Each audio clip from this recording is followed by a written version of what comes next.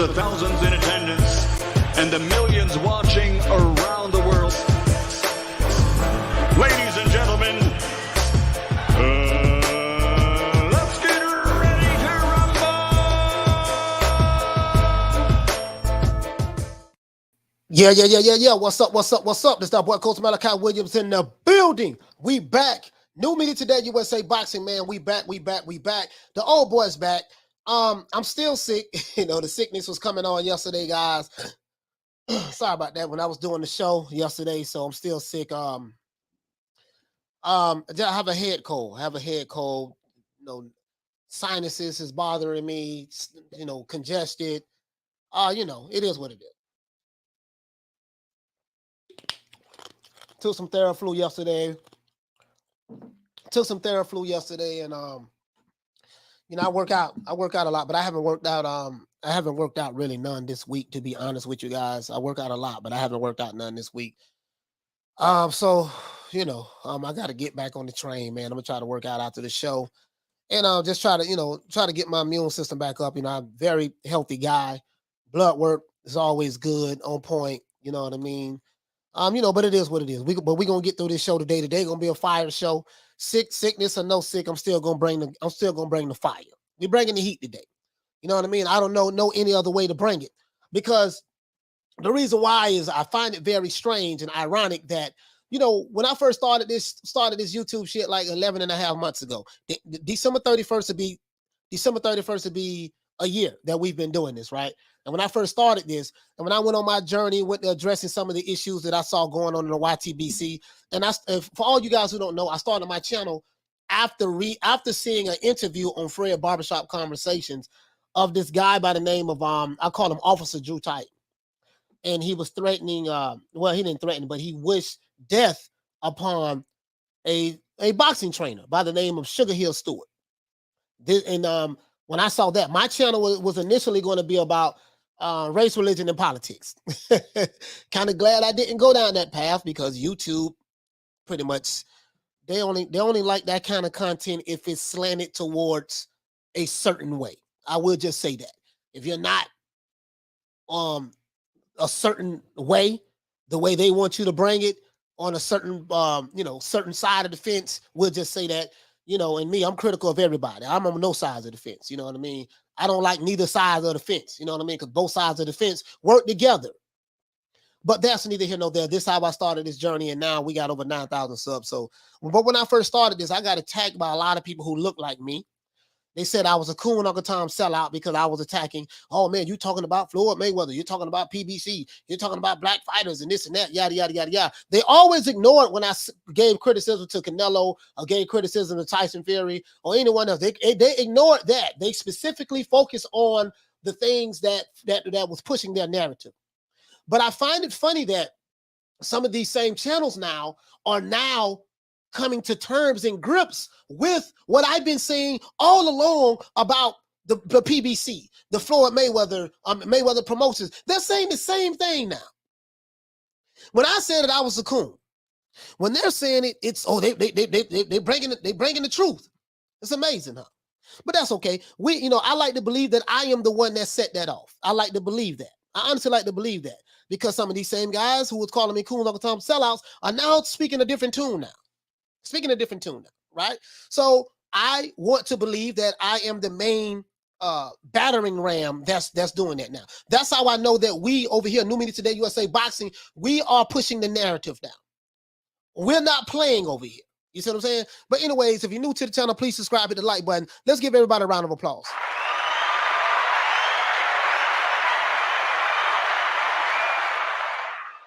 Today is going to be fire. I'm bringing fire and brimstone today. I am not going to be bullshitting today. I'm sick, not feeling too well. So I haven't smoked any weed, none of that, because when you're sick, I can't smoke, I can't do anything. No, so basically you're going to get you're going to get me in my rawest, purest form. Phone lines will be open. But I want to address this shit, right? Now, let's give everybody a shout out before we get into the show. You know how we do it, OJ the Juice Man style. You know, I like to say OJ the Jew Man, but OJ the Juice Man style, right? Let's see. You know what I mean? Let's get into this. Let's do this. I'm wearing I'm wearing just the earbuds today. I don't want to wear my headphones today. You know what I mean? But anyways, let's do this. Shout out to Opender. Okay. Shout out to Andy C in the building. Okay. Shout out to Javante Cheeseburger Davis. Okay. Shout out to Killy Boxing with the lick read. Okay. Shout out to Stiff Jabs. What's happening? Okay. Shout out to let's see who else we have in the building. Shout out to Bernard Burton. Okay. Shout out to Jed Stillwell. Okay. Shout out to Phil Gregory. Okay. Shout out to Jack Waratama. Okay. Shout out to the Queen Bless 365. Okay. Shout out to Paul Evans and salute to Ava as well. Okay. Shout out to Loco 323. Okay. Shout out to who else we have in the building. Shout out to Rob Rib Shows. Shout out to Haleen. What's going on, fam? Shout out to let's see, Con Shonery. Shout out to let me get it all together. Shout out to the Axiom. What's going on, fam? Shout out to let's see who we have in the building. Oh, the Queen Bless 365. Shout out to the Queen, man. Shout out to Eric Gomez. He said Bomb Squad. Bomb Squad, Eric Gomez. Let me hit this for my brother. To this day. That's what I'm talking about, Eric. That's what I'm talking about, brother. Represent Bomb Squad. Ain't nothing wrong with that, my brother. To this day. Really though. True. Shout out to Bohemio. Shout out to Egg Shake Farm. Shout out to Alon. He says, is this a LDBC channel? Sir, you new to the channel. I advise you to do your research. No, sir, this is not an LDBC channel. I'm not affiliated with those guys at all. You know what I mean? You know, they don't like me very much. You know, but nah, this is not an LDBC channel. But if you're new to the channel, please subscribe, hit the like button. Shout out to Jay Styles.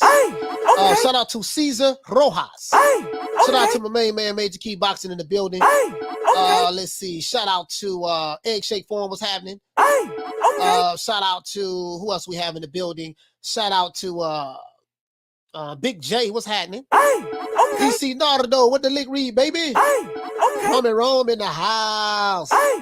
Shout out to Knockdown 305. Born and raised in the county of Dade. Trey 05, baby, the Trey 05. Let's see. Shout out to Chris Ramirez. Shout out to John McSmith. Damn, my damn nose is shout out to Emmanuel. What's going on, fam? Shout out to, let's see who else we have. Jeff Luciano with the lick read. Shout out to my main man. Shout out to Micah. What's going on, fam?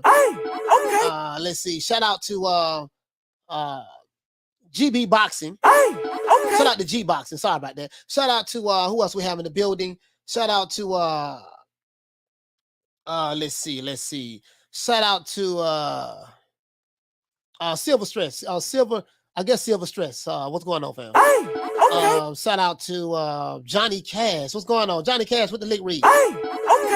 Shout out to John McSmith. Let's see. Shout out to Andy C. Shout out to my brother, man, Shelton Moore, and my brother Shelton Moore, man. Big Shelton in the building. What's going on, fam? Shout out to who else we have in the building? Opender with the lick read. Let's see who else we have, man. Is that everybody? Antonio Hernandez. What's going on, fam? Antonio. Shout out to who else we have in the building, man? Shout out to Mute. What's happening, bro? Let's see. Let's see. Shout out to also, if you're new to the channel, please go to my community page. Look for the Terrence Crawford photo with him knocking down Sean Porter. You have the 16 commandments, you know, of the boxing gods. We have 16 commandments that we go by here. I got rid of one and changed it for another one. I made an exception to the rule for anyone. If you want to be a fanboy, you can be a fanboy, but you can only be a fanboy for an old school fighter. And I gave examples. So if you're a fanboy of Muhammad Ali, Sugar Ray Leonard, Sugar Ray Robinson, Marvelous Marvin Hagler, any of the old school guys, I made an exception to the rules. And I told you these rules can be amended at any given time. So we amended that one right there. We added that and we removed one. So you can be a fanboy of the old school fighters only. But new age fanboys are not accepted over here. Let's see. Can we get through this, man? I'm sick, but let's see. Can we get through this? Shout out to Emmanuel. Let's see. Shout out to I Am the Reality. Let's see. And I think that's I think that's it. I think that's it. I think that's it. What did his brother say? His brother said something. Let's see. Shout out to Jaguar. Shout out to the Queen, Nick Rich. Shout out to King KO in the building. Boston Jorge, Boston George. What's happening, bro? Baco with the lick read. Let's see, man. Let's see who else we got in the building, man. Shout out to Cool K-Fab. Shout out to who else we have? Wizard Sleeve in the building. NDC. I think we got everybody now, guys. Smile back if you're ugly. Michael Buffer, what's going on, fam? I haven't seen you since 1972. Shout out to Eric Estrada, what's going on, brother? Ali 62, what's going on? Shout out to the Queen, Little Green Eyes P. Salute to the Axiom for dropping that quarter of a damn dub on your boy. Hey, Leroy. Super chat received. Playtime's over, boy. He said, "Happy Friday, coach, and get well soon." Yeah, the old boy fighting through it, man. I'm a fighter. Shout out to who else? Shout out to Con Shinery. Shout out to who else we have in the building. I think I got Ali 62 already. Shout out to Thomas Jones. Shout out to Wayne Hennessy on that Hennessy, huh? On that hen. Shout out to GM Strong. Shout out to the Queen, Lisa Bales. Babalu, what's going on? Babalu, what's going on, fam? From South Africa. Babalu from South Africa. Yes, we got South Africa in the building, man. You know, we got people from the Philippines, South Africa. We have people from the Netherlands listening to us. You know, we're a small, growing YouTube channel, but we are the fastest. Boxing YouTube channel on the YTBC. These are statistical facts. I have the data and the statistics to back it up. We are. So apparently our message is resonating with the people, right? Our message is resonating with the people. Shout out to Paco. Paco, what's going on, man? Velasquez, what's going on? Big Money, Texas, what's going on, fam? Big Money, Texas in the bit. Everything big in Texas, man. Biggest state in the country. I think it's Texas, then it's California. You know, I'm saying from a landmass standpoint. So, yeah, shout out to big everybody in Texas, man. Some good brothers and sisters in Texas, man. Some bad brothers and sisters in Texas as well.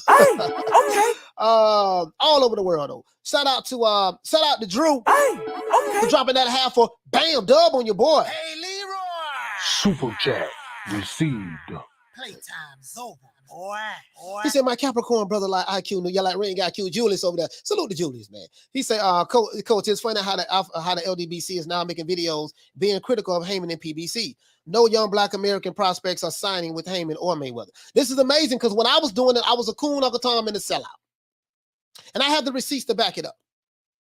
That was one of their biggest things that my detractors said about me. You're a coon. You're Uncle Tom. You're a sellout. You going against the code. Oh, okay.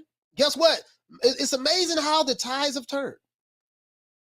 But salute to 7A Sports TV. Salute to that brother, man. All jokes aside, 7A Sports TV, for what I've been learning about this guy, he's a good guy. He really is a good guy. And I've been hearing that Trill Boxing really is a good guy as well. I know a lot of you guys don't know them. I don't know these guys personally. I'm being honest with you. I don't know them personally. Maybe one day I'll meet them one day. Maybe one day we'll sit down and have a talk. Maybe one day we'll all sit down and have a talk. Maybe we won't. I don't know. You know what I mean? But, I'm open to any and everything as it relates to dialogue. Maybe one day we'll sit down and have a talk. But, I'm staying on my square. I'm staying on my square on anything I've ever said. I meant it. And I'm staying on it. You know what I mean? We can agree to disagree, but these brothers done some phenomenal work. I'm going to drop this shit today. We're not going to play today. I'm going to drop it today, but I'm just saying, yeah, man. Shout out to you, Drew. Let's see. Shout out to Halim, Martin Ramos, Big Ronald Finkley in the building. Let's get into this, man. Let's get into this because this intro is taking a long time. Shout out to OG, double OG, triple OG, quadruple OG. We're going to need the likes up, man. We got 179 people here, man, and we shouted in a midget on his knees when it comes to the likes. Not short, shout. Shout, S-H-A-W-T. We shouted in a midget on his knees trying to slang keys. Shout out to Dante and Nadia. Shout out to Ricky E245. Shout out to King KO. Shout out to Wizard Sleeve. OG, double OG, triple OG. What's going on, fam? Brothers over there in South Africa. Shout out to Banjo. Banjo, what's going on, fam? Shout out to the Queen Nick Rich as usual. Shout out to Casual Base Guy. What's happening? And I think that's it. Shout out to Imperial Kingdom. Let's get into this. Let's get the super chat out the way. Shout out to Ricky E245 for dropping that quarter of a bam dub on your boy. Hey, Leroy. Super chat received. Playtime's over, boy. He said, Coach, what are your thoughts on Beterbiev or Beterbiev or Beterbiev versus Marcus Brown fight tonight? I picked, be honest with you, I did pick on Beterbiev, but it looked like he struggled to make weight. But I still picked Beterbiev to possibly win the fight. But Marcus Brown is a dog. He's a live dog. I hope Marcus Brown wins. I really do. I'm pulling for Marcus Brown to win that fight. But I just don't know if he can overcome the power of Beterbiev, to be honest with you. To me, it's a 50-50 fight, but I think Beterbiev will probably pull it out. But I'm pulling for Marcus Brown, to be honest with you. Shout out to my brother, Retro Boxing and Documentaries. Salute to my brother, man. Akon in the building still. What's going on, fam? Other than that, let's get into this. Now, you know me. As I said before, let's go ahead and I always have my stuff that I have written before I get into the show, right? Now, I'm gonna tell you guys one thing and one thing only. I don't do race bait and I don't do race hustling. I don't do skin color politics. I'm gonna tell you why. Hold on, guys. We got another super chat. Shout out to Drew for dropping that quarter of a bam dub on your boy. Hey, Leroy. Super chat received. Playtime's over, boy. She said, Coach, why do you think none of the top blue chip prospects are not signing with the PBC? Keyshawn Davis being one of them. Who do they have under 30 besides Tank? I'm going to tell you why they're not signing with them. They're not signing with the PBC because the PBC is a ship that's failing.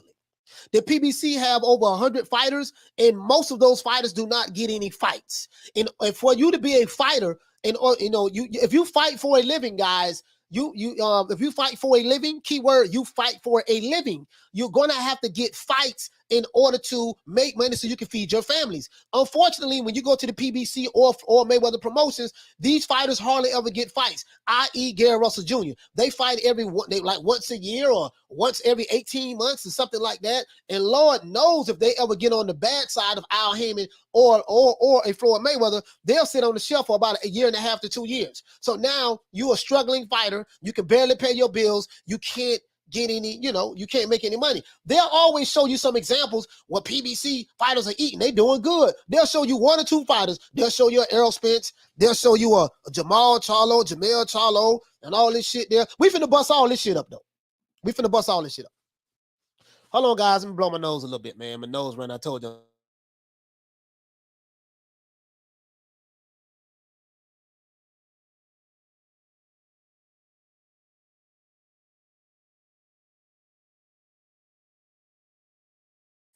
All right, guys, I'm back. I had to blow my nose, man. I told them I'm trying to the old boy trying to hang in there, man. We're gonna do about 2.5 hours. I'm trying to stick it out. We're gonna ride out. I'm a trooper now. But that's what it is. So the PBC, they're not known for building fighters. They'll take these older fighters and get them over there. And it was all good just a minute ago. Oh, it was all good just a minute ago. But Lord knows the narrative has changed, and it's because of us. New media today, USA Boxing. It's because of us. The people are waking up. Oh yeah, shout out to Fred Barbershop Conversations. He's been doing this thing over there too. As it relates to talking about this the PBC and Al Haymon. It is what it is. It's like, I don't give a damn what your skin color is, man. Good. If you do, listen, I treat people, when I was racist, I treated people based on their skin color. Now that I'm not racist anymore, I am a reformed racist. I treat people like Martin Luther King says, according to the contents of their character. If you treat me well as a person, I don't give a damn what your skin color is, what your race is, what your nationality is. That's how I'm gonna treat you. If you're a white guy or a Latino or an Asian and you do good business with me, guess what? You do good business with me. If you're a black guy and you do good business with me, our relationship is based upon, how good we do business together. It's not my job to sit back and say, oh man, you know what, man, well shit, if he ain't the same skin color, I can't do business with him. But guess what? The motherfuckers who the same skin color as you, is a lot of times they're gonna rob, sometimes they're gonna rob your ass, i.e. Don King. This is what happens. But we're going to have a damn good show today. Shout out to Bernardi. Bernardi in the building. Hey, okay. So this is why you can't do that skin color politics. But I'm finna break their ass off real proper today. If you're new to the channel, please subscribe, hit the like button, man. We got less than 100 likes. This shit is ridiculous. I want to open up the phone lines, but we got 256 people, 260 people in the chat, and we have less than 100 likes. This is ridiculous. It really is. Shout out to Jamie Nieto. Hey, okay. For dropping that quarter of a bam dub on your board. Hey, Leroy. Super chat received. Playtime's over, boy. She say Floyd is ruining Tank's career, and Tank is just sitting by silently letting it happen. PBC in trouble. You see how every fight is pay-per-view. Now shaking my head. Yeah, the reason why they put every fight on pay-per-view because they are not going to put the money up to pay the fighters. The money is in the guaranteed purses. That's where the money is at. If you can get a network that's going to pay you a guaranteed purse every time you fight, that's fine. With the PBC, their model is we're going to give you low amounts of money up front, and you're going to get the rest on the back end. Only problem with that is the back end is tied to the back end money. And a lot of these dudes talked about the back end. They didn't know what the hell the back end was. But a lot of these people don't know that the back end is tied to the pay-per-view sales. And just because you sell 200,000 pay-per-views does not mean that you get 100% of the 200,000. No, it doesn't mean that. It means that the networks have to get their money, the promoters have to get their money, the networks and the promoters got to get their money, and they got to make their money back with a profit. You're not going to get none of the live gate money. So after the networks and the promoters get their money with a profit, right? The fighter's going to have to pay. Well, the networks got to get their money, and then the fighter's going to have to pay the promoter 33% of their purses, right? And then they got to pay the manager, i.e. call Al.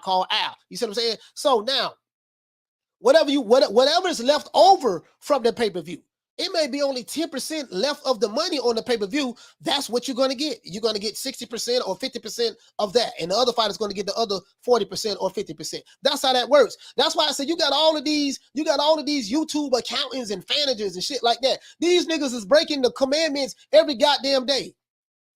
If you were so much of a manager, and a financial advisor, why in the hell you on YouTube? But you capping. But now, guess what? They're not capping anymore. Some of them still are. But shout out to Drew for dropping that quarter of a bam dub on your board. Hey, Leroy. Super chat received. Playtime's over, boy. He said the cable and the satellite providers get their money too. Oh, absolutely. That's what I'm saying. They got it. When I said the networks, that's what I'm talking about. They got to get their money off the ripper, not off the rip, off the ripper before a fighter can, if he gets any back end money, can see a dime of that. Before the networks and promoters do too. Oh, you're right about that. So the cable and satellite providers get their money plus the networks. Okay, yeah. I got you. Yeah. You see what I'm saying? So all of these dudes, man, and guess what? If the networks and cable providers, if they don't turn the kind of profit that they want, then that back end money that everybody on YouTube from these certain channels talking about, yeah, the PBC, they get paid money on the back end. Guess what? That fight ain't gonna get none of that back end. So back end is just basically saying this is the money that you're going to get once all the stuff is tabulated, right? It's not guaranteed. The guaranteed money is where it's at. Shout out to Wayne Love Peacock. The guaranteed money is where it's at. I.e. the type of deal that Crawford had. Crawford got guaranteed money from ESPN and Top Rank. Very smart move, irregardless of who he fought. So if he didn't do good pay-per-view numbers, it didn't matter. His bottom line was not affected. That was a very smart deal. Eddie Hearn, he paid Devin Haney really good guaranteed money. They paid Devin Haney very good guarantee money. PBC, they don't get paid like that over there. They have a different business model. And this is why you don't see none of the young prospects going to the PBC or Mayweather. The money funny over there. But let's get into this. Let's go. I'm finna do this shit right now. Let's go ahead and get into it. I ain't got time. Now, shout out to 7A Sports TV. Shout out to 7A Sports TV. I got to give a brother a shout out because they did phenomenal work yesterday. I'm going to show you guys. I want you guys to hear something. I want you pro PBC ass kissers, D-riders, and you pro and you Gayweather fanboys, I want you to hear something. Because I told you guys before, I was the bad guy. I was the coon. I was the sellout. I was the Uncle Tom. Remember? That's what they called me, right? Because I went against the grain. I told the truth. I didn't do skin color politics. And because I did not get on code with the skin color politics, I was attacked by some of the same people who did this interview. You know, I was the weirdo. Shout out to Drew. Hey, okay. For dropping that quarter of a bam dub on your boy. Hey, Leroy. Super chat received. Playtime's over, boy. If you're new to the channel, please subscribe, hit the like button. Shout out to everyone who's listening to this podcast on Spotify, and shout out to everyone who's listening to this podcast on Amazon Music. Drew says, to this day, the best back end gamble was Hagler against Leonard. Yes, absolutely. Hagler against Leonard. Now that paid off. He got double Leonard's purse because of the back end deal and low upfront guarantee. You're right about that. To this day, that's the best one. You're right about that. Sometimes it does work out. Sometimes it does work out. You're right about that. I absolutely. That's 1987. 1987. I remember that. I was 13 years old. Shout out to Smile Back If You're Ugly. Hey, okay. For dropping that quarter of a bam. For dropping that $5 bam.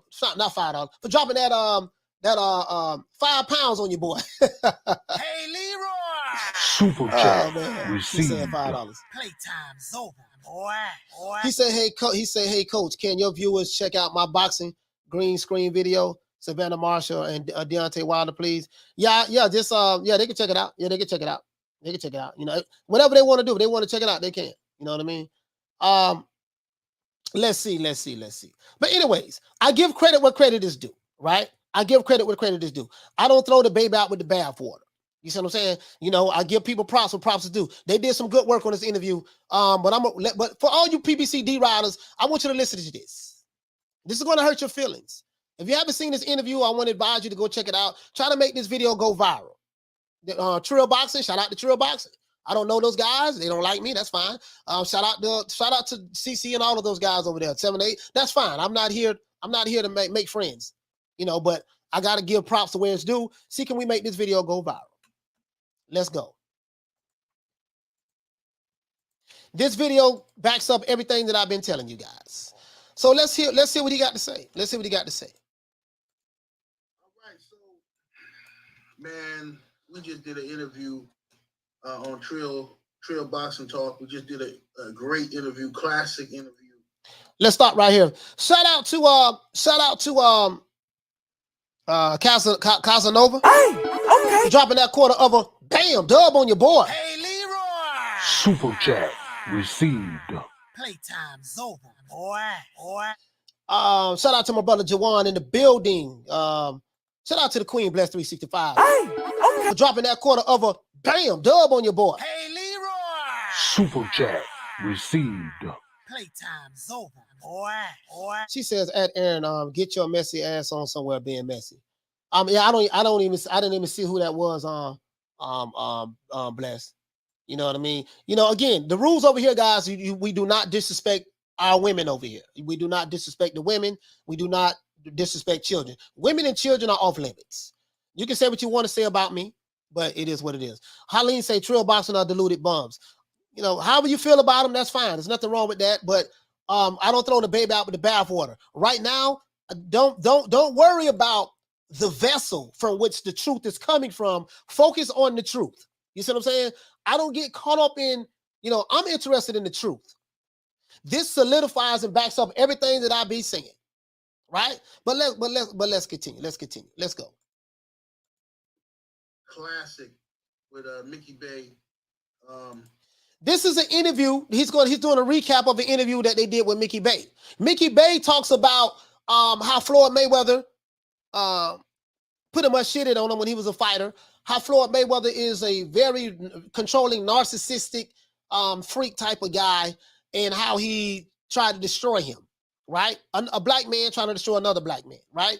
And he talks about how a lot of the stuff that's going on with Mayweather Promotions in the PBC, these guys, the money team, trying to make it look like they're rich, they got this and they got that. They really don't have the kind of money that you think they have. It's a facade.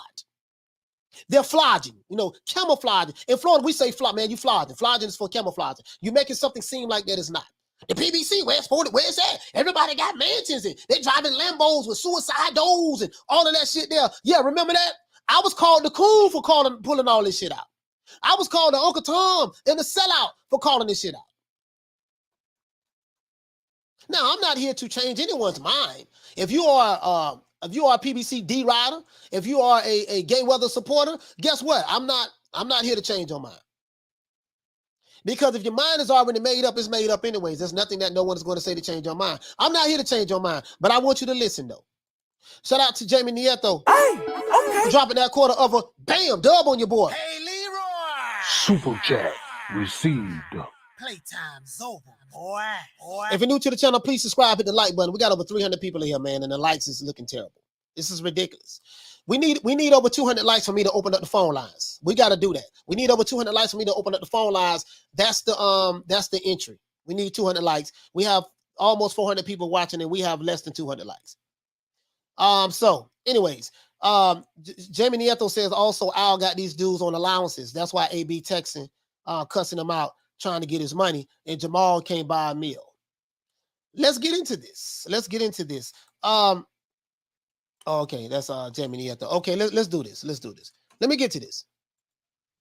Professional fighter, formerly of Mayweather Promotions, and he gave detailed accounts of how he feels and factually how Mayweather Promotions stalled him out, put him on ice, and attempted to ruin his career. And if you haven't seen it, you need to get over there and watch it. It's a must see. Okay, it's about 2 hour long interview, very detailed, very open and honest.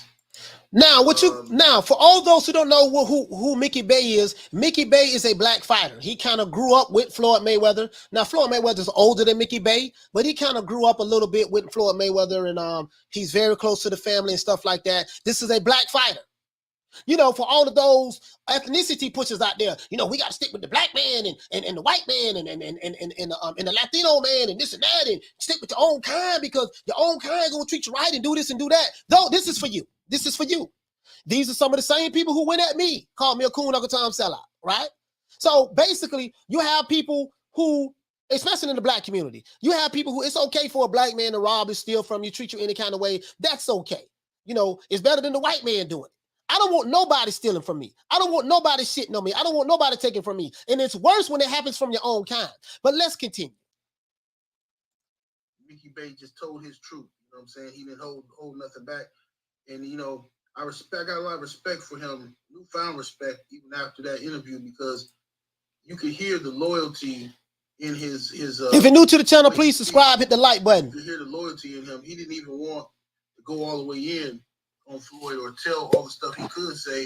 You could tell he was holding back because he wanted to protect Floyd Mayweather's reputation, because he looks up to Floyd or respects Floyd. But basically what happened is, and y'all can watch the rest on the interview, Mickey Bey signed with Floyd Mayweather Promotions, and he was under the impression that, you know, he was going to be handled by Floyd Mayweather and Al Haymon. But, you know, Floyd had full power and control over Mickey's career. And what Floyd did was Floyd put his cousin in charge of Mickey Bey's career.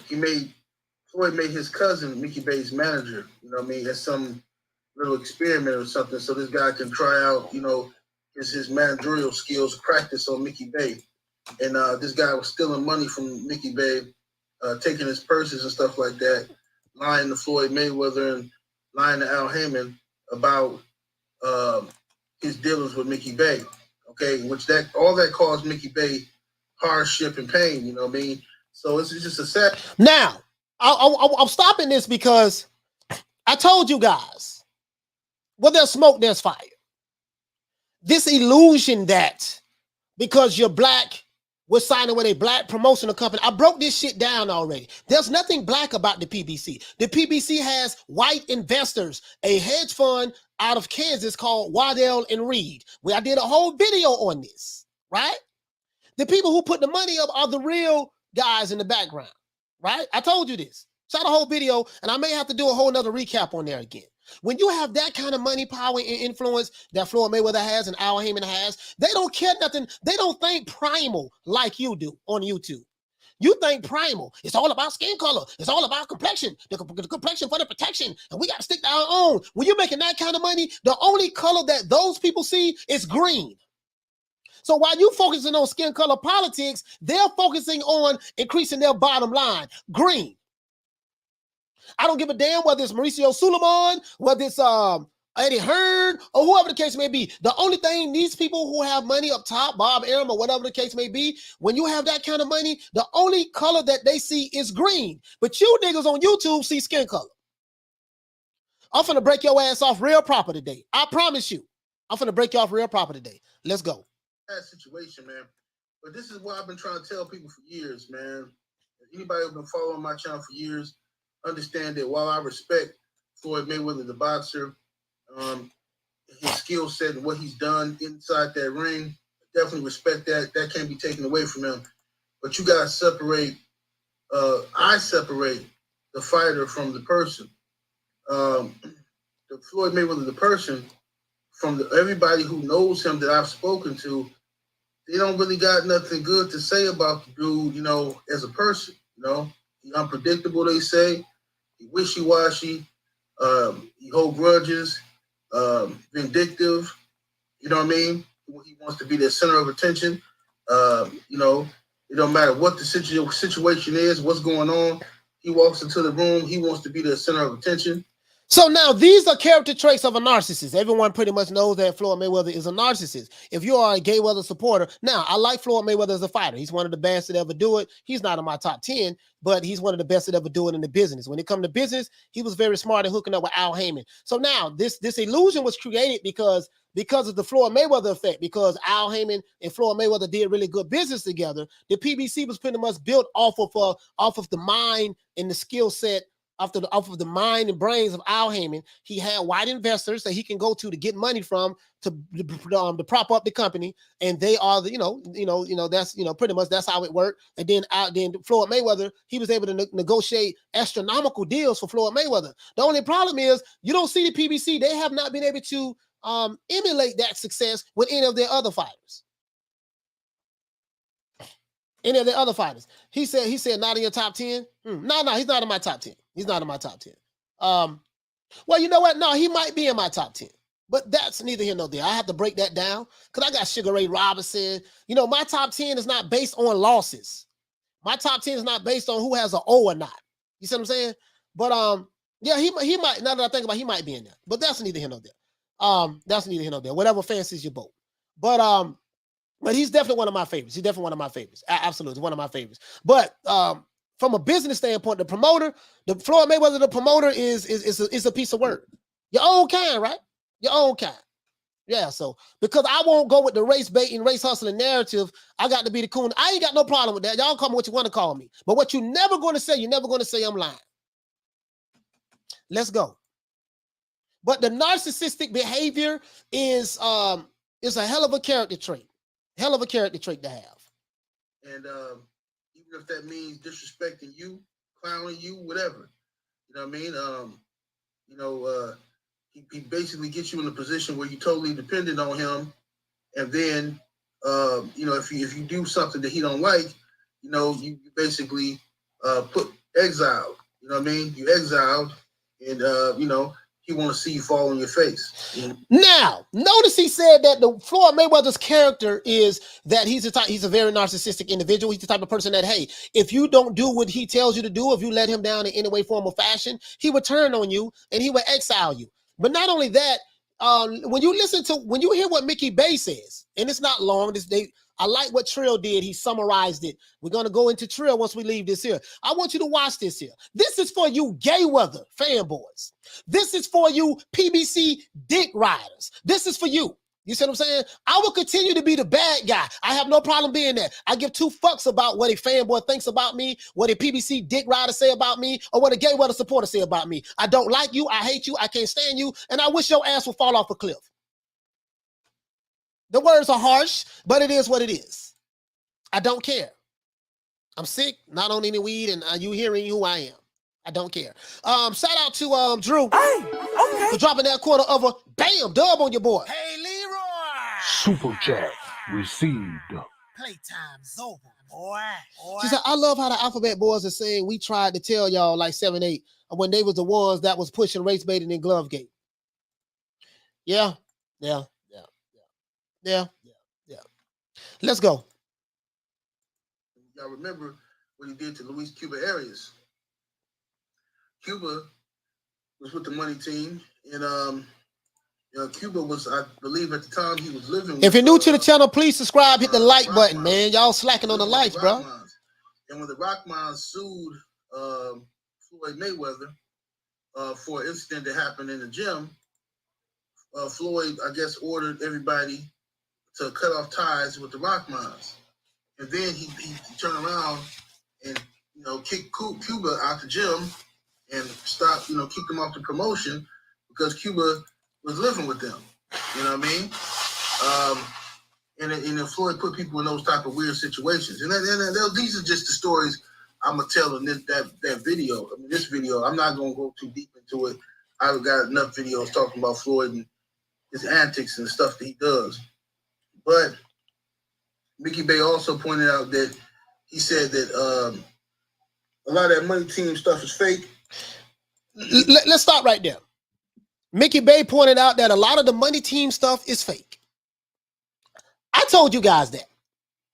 I told you guys that, listen, the PBC, where it's supposed to be at, it's a place to be. Everybody with the PBC, they rich, they living in mansions. Al Haymon take care of everybody over there. They riding in suicide. They got Lambos with suicide doors. Remember when Floyd Mayweather said, listen, if you think that when you do business with the PBC, you're not doing business with me, you sadly mistaken.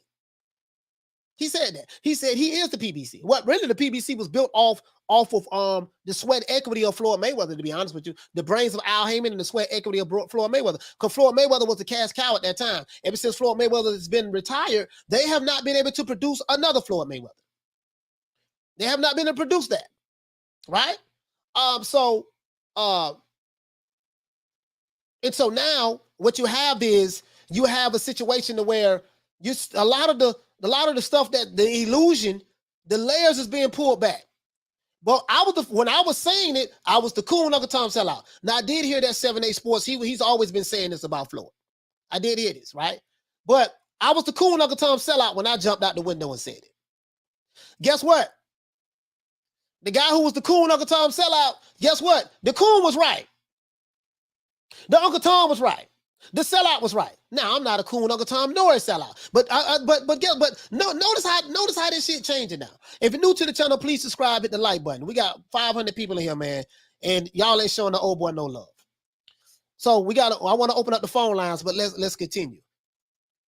We need 300 likes. He says dudes running around stuff is fake. Let's go. But Mickey Bey also pointed out that he said that a lot of that money team stuff is fake. He says dudes running around screaming money team, and you assume that everybody got all this money and stuff like that, these millions of dollars. Said a lot of these dudes, they ain't got nothing. You know what I mean? These dudes ain't got nothing. You know what I mean? They struggling, but he said they fake it. So did you hear what he said? He said, you assume. Let's stop right there. An assumption is a thought without an actual fact. You assume sitting on YouTube because you dick riding for the PBC and you D riding for you Gayweathers, you D riding for Floyd. You assume that everybody in the PBC and Mayweather Promotions, the money team, everybody, living good. They got mansions, they got millions of dollars in the bank. You assumed that, but you had no actual facts on that. But the reason why you wanted to believe it is because you was trying to live your life vicariously through Floyd Mayweather, through the PBC fighters. It's an illusion. I told you guys, all of this Instagram stunting, showing cars and houses and jewelry and all of this stuff there, it's an illusion. It's just like seeing a rapper who just get a record deal and he's like, man, he flying around in private jets and this and that and yada, yada, yada, yada, yada. You fall for the banana in the tailpipe, man. It's the same shit going on. You hear what he said? You think Mickey Bey exposed it. You think these guys are doing what they're living like you think they're living. They're not living that way. But when I said it, I was the coon Uncle Tom sellout. when I said it. Guess what? Alphabet Boy said the same thing now. Now they saying it. The same people who called me Cool Knuckle Tom sellout is saying the same shit.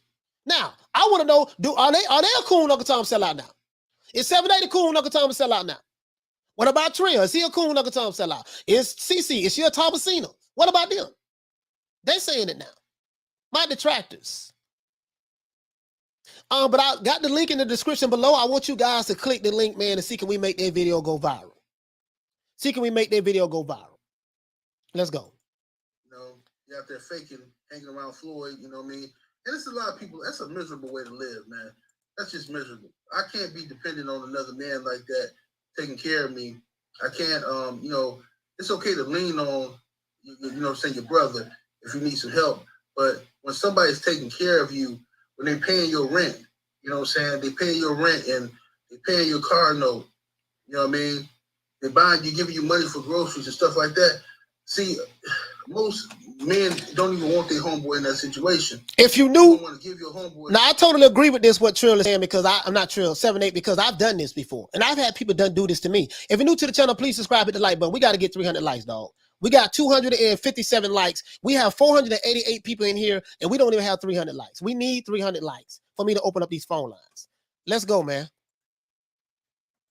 But enough money and enough knowledge to where he can go out and get his own, right? He can start making his own money because every man knows don't no man want to come to another man for money in the first place. So why put your homeboy in a position to where you got to keep coming back? You know what I mean? Unless you like that type of thing. Unless you like that type of behavior. You like people coming to you asking you for something. I told this story before. It's like this. If we're going into the strip club, right? Or if we're going just to hang out, we're going to the bar. So basically, he's just giving an analogy about a man want to have his own money. He doesn't want to have to continue to keep going to another man in order to get things that he needs in order to sustain himself in life. He's saying that Mickey Bey broke down that Floyd Mayweather is the type of person he wants you to continue to need him. He gonna give you just enough that you have to always keep coming back to him, and then he can control your life. And if you say something, do something that he don't like, he'll shit on you, cut you off, and have your ass in a destitute, pretty much way of life, where you got to come back and beg him because he likes to have power and control over you. Mayweather Promotions have a few black fighters over there. This is why you can't do skin color politics for all you race baiting, narrative pushing people out there. Yeah, it's amazing how the tables have turned. Shout out to Drew for dropping that quarter of a bam dub on your boy. Hey, Leroy! Super chat received. Playtime's over, boy. He said 7-8 might have been saying this about Floyd, but he was pushing that the zone is dead. Eddie is giving space contracts and was always pro Haymon and pro PBC. This is facts. That's facts. Shout out to Drew. For dropping that $2 bam super chat on your boy. Hey, Leroy! Super chat received. Playtime's over, boy. Let's see, man. Haymon is a music guy and did the same with boxers. Okay. Damien said, can we really go with anything the LDBC say? Seems like they just go with the win or whatever the agenda is. Yeah, I mean, you know, this is my thing, right? Damien, I don't care where the truth comes from, as long as I get the truth. Because, okay, I'm gonna give you a perfect example, right? And I get what you're saying. Can we believe anything they say, right? I get what you're saying, but what they're saying is the truth. I'm not interested in this cup. I'm interested in the water. I may not like this cup, but I like the water that's inside the cup. So what happens is, if I sit back and say, well, oh shit, this coming from the LDBC, or it's coming from Coach Malachi Williams, New Media Today, USA Boxing, I don't like him. It might be some truth in what I'm saying. Everything I may be saying may be 100% truth, or as it relates to this particular situation. We know that these guys are race-based type channels. We understand this.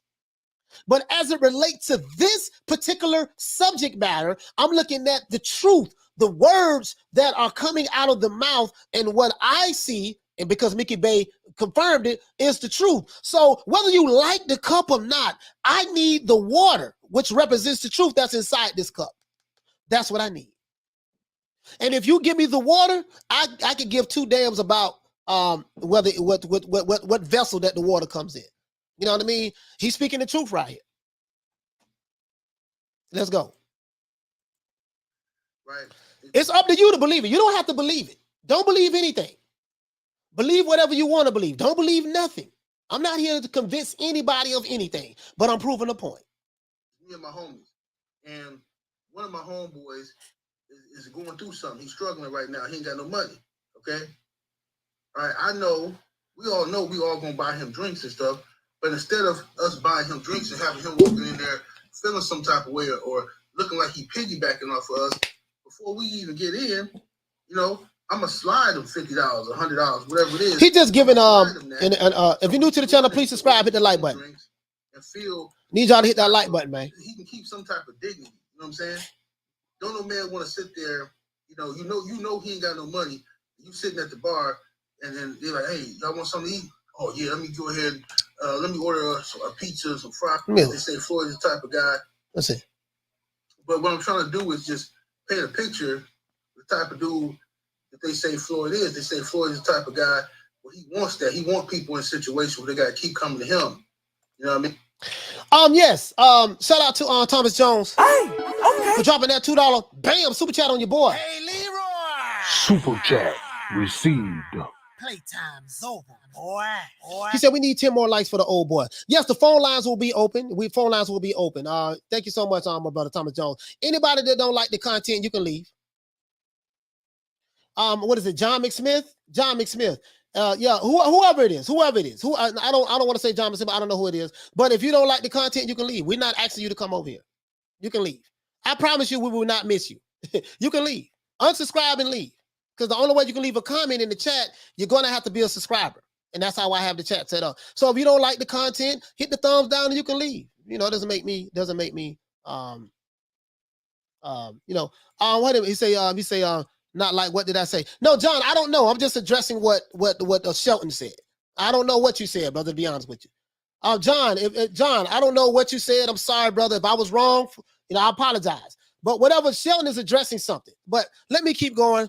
But if anybody that doesn't like what I'm saying, it's not for you, you can leave. I'm not here to convince anybody of anything. Hey, okay. But shout out to my main man, Blood Retro and boxing documentary. So John, if you didn't say anything crazy, I apologize. I'm giving you an apology on the show. Sorry about that. Let's continue. You know what I mean? He think he owns you. You know what I'm saying? He collects people. You know what I'm saying? But he think he owns you. Let's go right here. Get a picture. The type of dude that they say Floyd is. They say Floyd is the type of guy where he wants that. He wants people in situations where they got to keep coming to him. You know what I mean? You know what I mean? He think he owns you. You know what I'm saying? He collects people. You know what I'm saying? Now, you heard what he said. Floyd is the type of person that he wants you to be dependent upon him. You see what I'm saying? He wants you in desperate situations, the way you have to keep coming back to him. He said that this is what 7-8 is saying. He collects people. Collects people. That sounds like some slave master type shit. You have some people who are in positions of power that they like to have rulership and dominion and domination over people who are lesser than them. Like, I'm the type of dude, if I'm getting money, you my homeboy, I'm going to show you how to get the same kind of money I'm getting. Look, dog, I'm going to give you the game now. I'm not going to make the money for you, but I'm going to give you the game. Now, it's up to you to decide whether you want to take advantage of it or not. And guess what? We can fall out right now today. I'm not going to do everything in my power to try to stop you from providing for your family, for making money, doing what you got to do to take care of yourself and your loved ones. I'm never going to do that. I would never do that. But according to Mickey Bey, that's the type of nigga that Floyd is. How can you love a guy like that?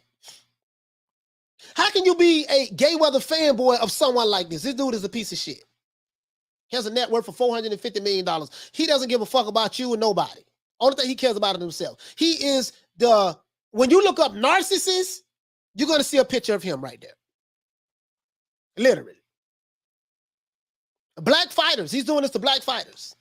But let's go. Shout out to boxing. Shout out to boxing beats and rhymes. Hey, okay. For dropping 3 pounds on your boy. Hey, Leroy. Super chat received.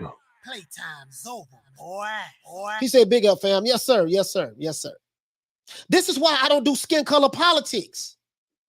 This is why when I came in the game, I didn't come in here doing skin color politics. I was a black racist in a black nationalistic organization called the Nation of Islam for 25 years. I specialize in race hustling. I specialize in using keywords in order to get emotional reactions out of black people to push a racist agenda. I specialize in that. I was trained in this shit, dog. For 25 years. I come out of mosque number 47. I was trained out of Minister. I was trained by my grandfather, Minister Abdul Kareem Muhammad. I was taught by some powerhouses in the Nation of Islam. So I know it when I see it. I know it when I hear it. But when I came on the scene and went to speaking out on it, I was the coon, Uncle Tom, or sellout. Guess what? The coon was right. The coon was right. And I'm not a coon, but I'm just saying. I'm making mockery, of course. Let's continue. But that's just what it is. You know what I'm saying? But, you know, salute to Mickey Bey. I'm glad Mickey Bey recovered from that. He's working with Devin Haney Promotions right now.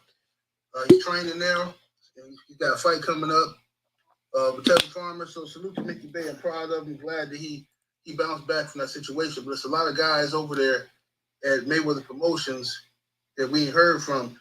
All them fighters that were signed to Mayweather Promotions, the only guy you hear from is Tank. You heard what he said?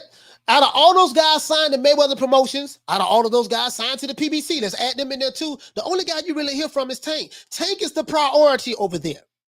So you have other black fighters that's on the PBC. That's with Mayweather Promotions. Guess what? The only one they talk about is Tank. The rest of those dudes, them dudes getting shitted on. They're not making any money, and they are dependent on the crumbs that Floyd Mayweather and Leonard Ellerbe decides to give them. This ain't about attacking black. This is about attacking wrong. Right and right is wrong is wrong. Right and wrong has no skin color. And I don't give a damn what your race or nationality is. If you are wrong, I'm going to check that shit. And if you're right, I'm going to agree with you. But I specifically attack race-based narrative pushing channels, race-based narrative pushing agenda because I specialize in it for 25 years. I come from that background. I also come from a marketing background. This is why the channel is growing so well. I also come from a copywriting background. I also come from a lot of different things. I've studied a lot of different stuff. When it comes to this subject matter, you can't fuck with me on this. Because you don't have the experience that I have. I know the playbook that you're operating from. Shout out to Smith and West. Hey, okay. For dropping that half for bam, dub on your boy. Hey, Leroy. Super chat received. Playtime's over, boy.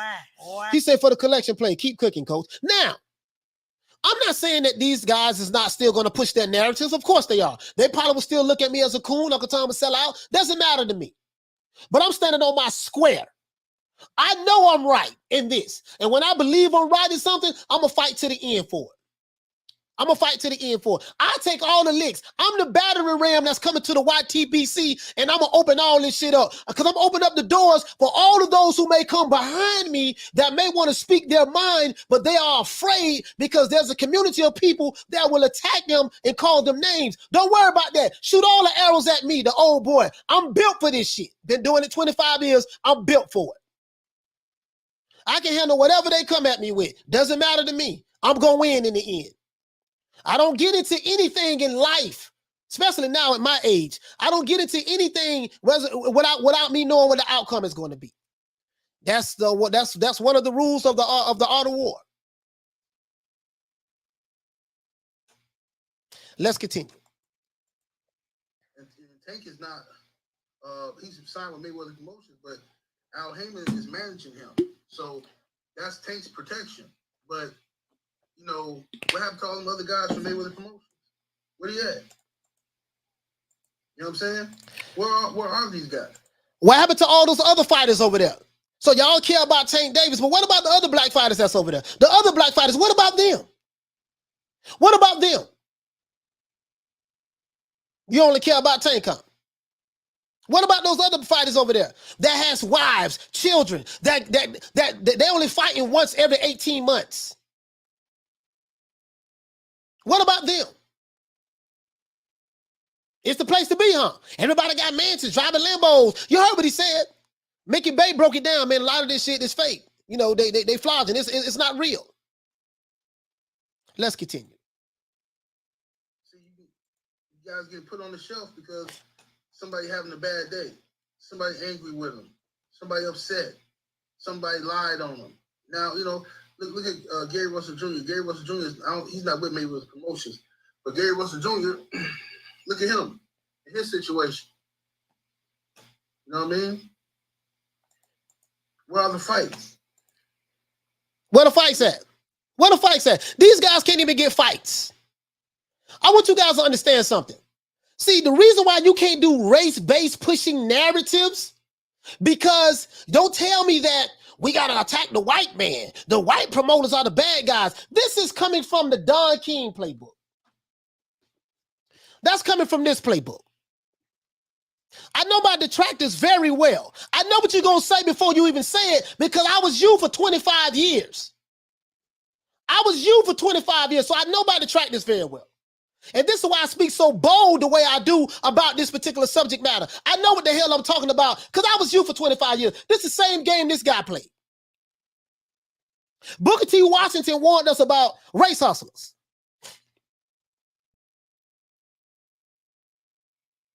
Don't get caught up in skin color politics.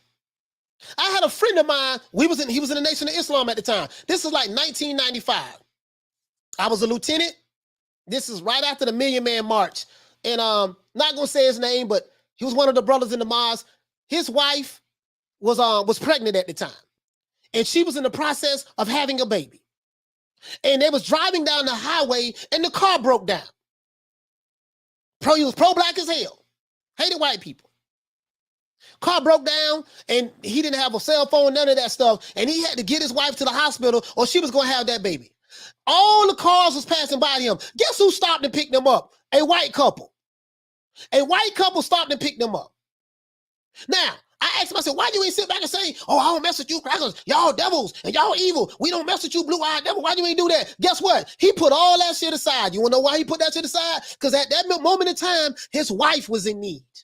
And that couple took them to the hospital and she was able to deliver her baby. True story. True story. Listen, don't get caught up in that. Don't get caught up. And if you're not from if you're not from America, I tell people from the UK who not from America all the time, do not get caught up in the racial politics of Black America. It'll just confuse you. Let's continue. This is what I've been trying to tell y'all. We're talking about Tank Davis. We want to see Tank Davis in some good fights, and I believe Mayweather Promotions is holding him back. Now, I'm not here trying to, talk down so Tank will leave Mayweather. That's not my agenda. You know what I'm saying? It's not. This video don't make me feel good to have to say something like this. You know what I mean?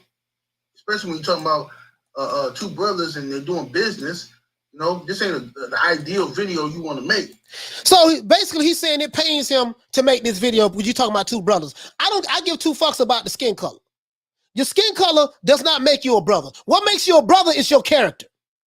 What makes you a brother is your character. And this is why I disagree with this brother at. What makes you a brother, what makes anyone in this chat a brother of mine or me a brother of yours is your character and how you treat me. That's what makes you a brother. Your skin color does not make you a brother. It doesn't. It doesn't. Hold on, guys. Let me blow my nose. Hold on.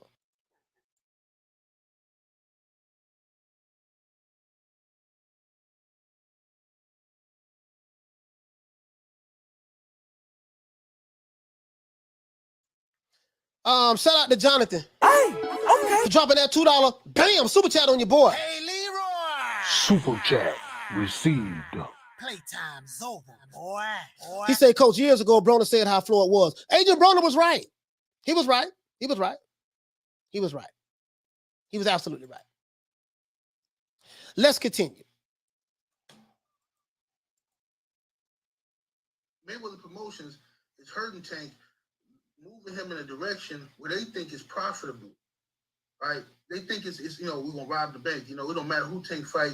We're just gonna put him in there with some dude, some no-name dude, and people gonna just come see him fight.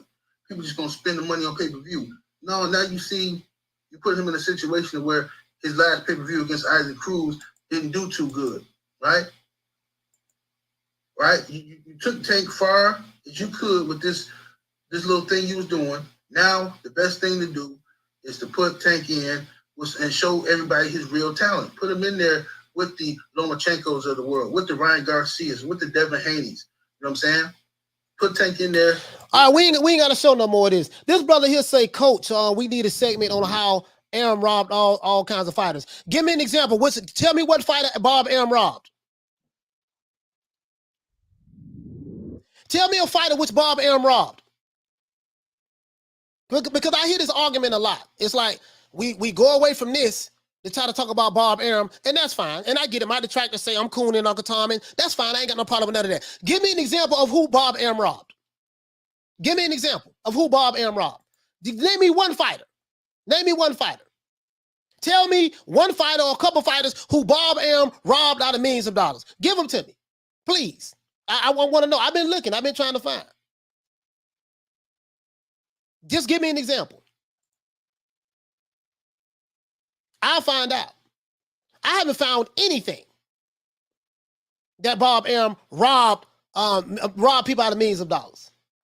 He robbed Manny Pacquiao and Mayweather, etc. No, he didn't. Well, how did he rob them? How did he rob them? Are you saying that he didn't get them the fights? Did he pay them according to their contracts? Or did he underpay them? Now, if Manny Pacquiao was under contract to make $25 million for a fight, and Manny Pacquiao got paid $10 million for a fight, then yes, that is robbery. If Floyd Mayweather was under contract to make $5 million for a fight, and he got paid $3 million for a fight, yes, that's robbery. Mikey Garcia, he said Arum robbed Mayweather and Mikey Garcia. Mikey Garcia tried to sue to get out of the contract with Bob Arum. Sat on the shelf for 2 years. That shit didn't work out for him. But I do my research on that. He said he stole millions from purse percentages. I do my research on that because I need to find that because I haven't found it. He said Kono got robbed from Bob Arum out of millions of dollars. Okay. One thing about me, I need to see receipts. Can anyone direct me? Let's see. Smith and West, you my brother. Who else? Michael Buffer. Simon Belmont. I'm always anxious to learn. Can you show me, lead me to the direction that I need to go to? Because when you say something, you're going to have to show me where it's at. Show me exactly. Just send me to the right direction. Just go send me to the right direction so I can find it. Because I want to find that information. I want to find that information. Because if it's out there, I want to talk about it. I've never heard Mikey Garcia say that Bob Arum robbed him out of any money. I never heard that.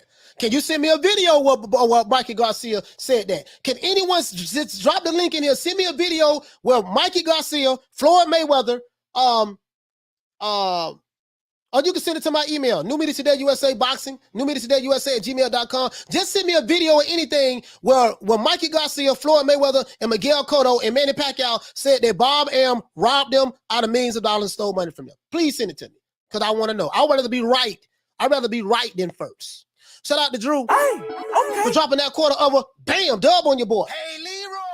Super chat received. Playtime's over, boy. He say these dudes, Coach, Arum saved Mayweather's life by paying Jay Prince, him and Mikey, lost in court to Arum. All I'm saying is this here. Listen, if you say something, you guys know me by now. If you tell me something, you better damn well have that receipt. Send me the receipt. Send me the receipt. I've never heard them say it. I haven't seen anything on it. But let's continue. Best of his division, so that people know. All right, we ain't got to show this no more. Let's move on. Let's go to Mickey Bey. Mickey Bey, what's going on, baby? Let's see what Mickey Bey got to say. Send me the receipt. Drop the link, please. Drop the link, please. Please. Say that the brother, the cousin. I mean, I ain't gonna say it. Now, the guy on the left in the corner right here is Mickey Bey. The guy on the left in the corner is Mickey Bey. He's currently a fighter right now. He fights with Devin Haney Promotions right now. Let's go. Hear what he has to say. His name, all the brothers know who he is in the chat. They say he you say they put him in the mix. I mean, how did he get in the mix, and how did Al Haymon get out of the mix? What how did, I mean, that's a big. Shout out to 7A Sports TV. Shout out to Cece, the great. Shout out to Mickey Bey, and shout out to Trill Boxing. They did an excellent job, and Trill was asking some hell of a questions. But let's listen to this snippet. Big ass change, some random ass dude taking over your shit from, you know, having Al Haymon. How did that shit even happen? Man, listen, the shit, Floyd don't really got nobody really handling the company. He got Leonard, but all these dudes Leonard ain't really, like, you know, Leonard, man. Go ahead. No, go ahead. I mean, because Leonard got to ask Floyd to fucking buy a car. Like, man, I'm going to save a lot of that. But Floyd is his boss to a T. Like, Leonard he have no authority. Here you go. He's talking about Leonard Ellaby has no authority. He has to really do what Floyd tells him to do. He has to ask Leonard. Leonard has to ask Floyd to even buy a car. Let's continue, though. Shout out to Casanova. Hey, okay. For dropping that $2. Bam, super chat on your boy. Hey, Leroy. Super chat received. Playtime's over, boy. He said, put the link in the chat. Yeah, please. Anyone has any information that Mikey Garcia said that Bob Arum robbed him? That Miguel Cotto said that Bob Arum robbed him out of millions. That Manny Pacquiao said that Bob Arum robbed him out of millions. That Floyd Mayweather said that Bob Arum robbed him out of millions. Please give me the link so I can find out. I have some really good sources in boxing now since I've been doing this. Please. Shout out to Mr. Nice. Hey, okay. For dropping that half for bam, dub on your boy. Hey, Leroy. Super chat received. Playtime's over, boy. He said, shout out to Coach in chat, listening in the Army life in Hawaii. Okay. He say, Ishay Smith said the same thing by accident on Floyd Berto open workouts. How Floyd gave stay afloat money for him and family. Smoke, get him, Coach. Yeah. He says, Coach, it's true. Bob Arum is a thief, just like Floyd. All I'm saying, my brothers, we have receipts. We have people who come out and said and broke down pretty much how it goes, what's going on over there at the PBC, and with Floyd Mayweather. Can you send me a video? Call Al. I'm asking anybody, please send me a video, a link supporting what you're saying, and we'll do a whole show on it. You can't send it today. Send it New Media Today USA at gmail.com, and you can send it go directly to my my Instagram at Coach Malachi Williams. Holla at me. He have no authority. None. You know, so he can't. In my head, you cannot say y'all was like brothers. He don't know what's going on with you, because if he felt that way, you know what I'm saying.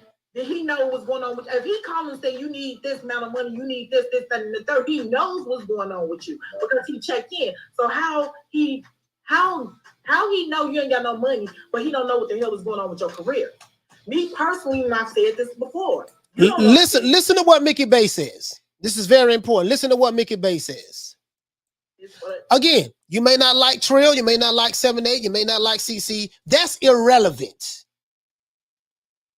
That's irrelevant how you feel about them personally, right? Listen to what Mickey Bey, a former PBC fighter, Mayweather Promotions fighter, has to say. Everybody. I'm showing this because I was called the cool Uncle Tom sellout for saying the same shit. Let's go. Else know I said this. I felt like they sabotaged your career because he did not want you to pass him. I gotta go a little bit more deeper than that, because I gotta ask you that point blank. I hear people saying this shit all the time, and I find it kind of ironic because I think the world. Now this is a damn good question. You know, this is a damn good question. Listen to this question. Floyd. I think Floyd is a great fighter. I think all this high shit about him, just like everybody else. So some people, and no disrespect to you, but some people be like, why the fuck would Floyd be intimidated by you? You just Mickey Bey. You know, some people would say that. You know what I'm saying? So when I hear people say, now the reason why this is a good question, because some people would say, oh man, you know, a Gayweather or a PBC D rider, oh man, you know, this guy just hating. He just hating on Floyd. He just mad because his career didn't go well. Floyd didn't do any of that. The PBC is the place to be. You don't know what you're saying, yo. You don't know what you're saying. Some PBC D riding channels, we know who I'm talking about. Yo, you don't know what you're saying, yo. He just a disgruntled employee. Yeah. Okay. oh well, he don't want nobody to pass him. You know what I'm saying? I need you to address that. I need you to. How realistic is it when people say that Floyd he don't want nobody to outshine him? Is that real or is that just some bullshit? What's your take on that? I know we talked a lot, but I'm gonna be real with you. They did sabotage my career, and it was purposely done. Like, you know, it was purposely done. It's a lot that I could say behind the scenes. Big fights getting snatched off the table, paydays changing the week of the fight. I mean, this man said big fights getting snatched off the table, paydays changing a week of the fight. Now, why are we talking about this particular subject matter? Has nothing to really do with them guys. The same guys who called me coon, Uncle Tom, and sellout is now saying the same shit. But check it out though.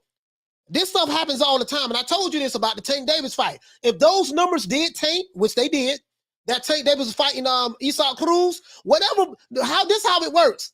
Yeah, you know what, dog? Listen, that million. Listen, it's the Don King playbook. Yeah, look here, baby boy. Check this out. I know I promised you a guaranteed purse of $1 million or $2 million or whatever it is, because they have not released the numbers on what the guaranteed purses are. But look here, baby boy. Check this out. We didn't really do that well, you know, with the numbers. So, you know, we're going to have to change what we said we was going to pay you. And this is what happened with Mickey Bey. Why am I talking about this today? Because this is what happened. Again, I told you guys before, if it happened when Don King was on the top of the game, it's still going on right now. And before Don King, it was going on with the Italian Mafia. Don King didn't make the playbook. He just he just perfected the playbook. He mastered the playbook. Before King, it was the Italian Mafia. After King, now we got other people, the other players in there. Black fighters with black promotional companies. Let's go. It was all kind of crooked shit that went on. Like, you know, it did get sabotaged. That's just to keep it 100. Like, it wasn't no mistakes or no. That shit was deliberately done. And it's real powerful people like me a lot, personally. And with that being said, I mean, I had comments. I mean, it's commentating jobs I could have had and was supposed to get big fights. Everything got snatched off the table. When it got snatched off, like you said, Cece, it got done, delivered. It was intentional. So I ain't gonna sit up and lie and act like, oh, this big shit got took off. I got fucked worse than any fighter probably in the last 20 years. And there's people that'll tell you that seen it, like some of the big people. Don't get me wrong. Early in my career, I made mistakes. Like, I probably should have stayed with Jay Prince at the time I was with him. So he's saying that early in his career, he did make mistakes. He was being handled by Jay Prince. Good brother out there in Houston, Texas. Houston, Texas, Jay Prince. James Prince is a reputable guy in America, in business as well. I love James Prince. I love Jay Prince. Jay Prince does not have a bad reputation. Jay Prince is a man that has integrity. He's known for keeping his word. He's old school. His word is his bond. And this is what I learned when I was in the Nation of Islam. And even before I came in the nation, your word is your bond. Before you fail your word, you give your life. Your word is your contract. If I tell you I'm going to do something, goddamn it, you best believe that's what you're going to find me doing. Jay Prince is that type of guy. Old school, handshake type guy. Look here, man. I'm going to do this, and this. I need you to do this, and this. This the agreement. This is what you're going to get paid. You're not going to get paid a dime or a penny less. I just need you to do what you're supposed to do. Once you try to renege, you're going to have a problem with that guy. Solid guy. I've never heard anything bad about Jay Prince. Never. I love that guy. And I don't know him personally. Never heard anything bad about him. But let's continue. I got impatient. Like, you know, Jay had a plan for me to be a world champion with 10 fights. A lot of people don't know this. Like, you know, I was a little spoiled with her, to be honest with you. So in that situation, it was my fault, to where I probably left him too early. you know, and you only see that when you get older. You know, I was a kid, so when I got older, I'm like, damn, I stuck and was loyal to them over here. If I would have been stuck with a person like Jay Prince, like that shit, I would have been the fucking like the 6-7 world champion. You don't want to fuck nobody else. I want y'all to ask the deepest, darkest shit. Yeah, I ain't holding shit back because. So basically, he's saying that he regretted the fact that he left Jay Prince to go with Mayweather Promotions. He said that was the biggest mistake he made. One of them. That was one of the biggest mistakes he made. Hey, if you're new to the channel, please subscribe, hit the like button, get the likes up. Listen, at the end of the day, I miss so much money. I'm comfortable, but I'm saying it ain't even about the money, but to take the shit away from me and to tell other people, don't do this for them, don't do that. Because I'm going to go into what I was just saying before. Everybody like me personally. So when people seeing stuff not going right, they automatically, it's like, what's up with him? Like, what's going on with you? Like, they care about me as a person because I grew up knowing all of these people as a kid. So with them, it was like, fuck them. Don't help them for shit. Like, so this is the problem that I had with it. And this is the problem that he's saying he's had. He's saying, listen, okay, it's one thing to throw me on the shelf. It's one thing to treat me like shit or whatever the case may be. But why shut down other opportunities that I may have? He's saying what Floyd Mayweather did was after he turned on Mickey Bey, cut him off or whatever the case may be. Then he spoke to other powerful people in the business and said, I do not want none of you guys to help him or do anything for him. So this is what I tell you guys. The reason why you dudes talking about, yeah, man, PBC is the place to be. I don't hear nobody complaining about the PBC. My nigga, I told you the reason why they don't complain. PBC, Al Haymon, Floyd Mayweather, those are the power brokers in the sport of boxing. If I'm a fighter, I told you, a fighter is just a pawn on the chessboard of boxing. And if a fighter goes against one of the power brokers in the sport of boxing that you are signed to, guess what? They can blackball you and they can prevent you from making any money. So you would be a fool to talk bad about a promotional outfit that you are signed to, even if you are disgruntled, because they control your career. They can control whether you make money or not, whether you're able to feed your wife and kids or not. So when you tell me, ain't nobody saying nothing bad over there, they driving Lambos and with doors, with suicide doors and stuff. I look at you sideways. I know that you are a fanboy or a fanager and you don't know what you're talking about.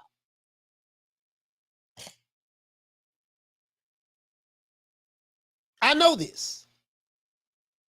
And it's fine. I understand. I get it. But I'll still be, you can still call me the cool Uncle Tom sellout. But guess what? Look what they doing now. The same people who called me that, look what they doing now.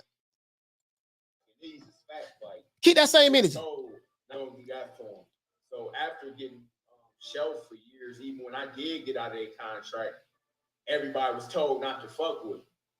That's the part that made me mad. Like, okay, if y'all did what y'all did, let me go about my way. But it wasn't just that. It was, oh man, if you don't fuck with us, we gonna blackball you. We gonna do this. We gonna do that. We gonna tell her. Now I want to fucking. You can imagine what I'm thinking. So the question you gotta ask yourself is, why would a black man that's a multi-millionaire that has a net worth of $450 million, why would he try to blackball another black man? And if he's doing that did that with that guy, what's going on with the other fighters over there with Mayweather Promotions in the PBC? Why is Gary Russell Jr. only fighting once every 18 months, 2 years? What about the other fighters that we don't know about? Black men blackballing people. Yeah. Jail time or not? Because I'm like, man, that was the hard part to me, even hearing that. Like, man, if you don't do this, but the bad part is that a lot of this people would shield and using Floyd's name to, like, oh, I'm gonna tell Floyd if you don't do this, or I'm gonna tell him if you don't do that, and he ain't gonna fight you if all of that shit. So we're damn near, I was finna fuck a couple people up, like. I ain't gonna lie, a couple people had to get ran out the office a couple times when they, when I had to come up there and, the back, they hit the back door, and, when shit got to a certain point. But I think that people use Floyd as a shield too much, even the people around him, like, even like Leonard, like, Listen to what he say about Leonard. Listen to what he say about Leonard. Garage knows Leonard. If you're new to the channel, please subscribe, hit the like button. You guys, the link is in the description below. Please, I don't care whether you like Trill or 7-8 or not. That's irrelevant. Make this video go viral. Make this show go viral. Share this show. And the link in the description below. Make their video go viral of this interview. It pained them to hear this because these guys are this guy right here, Trill, is one of the biggest Floyd Mayweather and PBC promoters, advocators. It pained him to do this interview, to hear this. Because sometimes when you love somebody so much, you don't want to hear nothing bad, you don't want to hear the truth about them. But guess what? It is what it is. Let's go.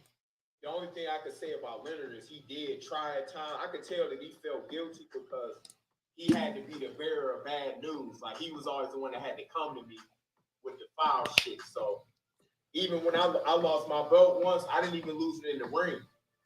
They was supposed to, it was a purse bid. They called me, y'all know what that is, a purse bid? Yeah.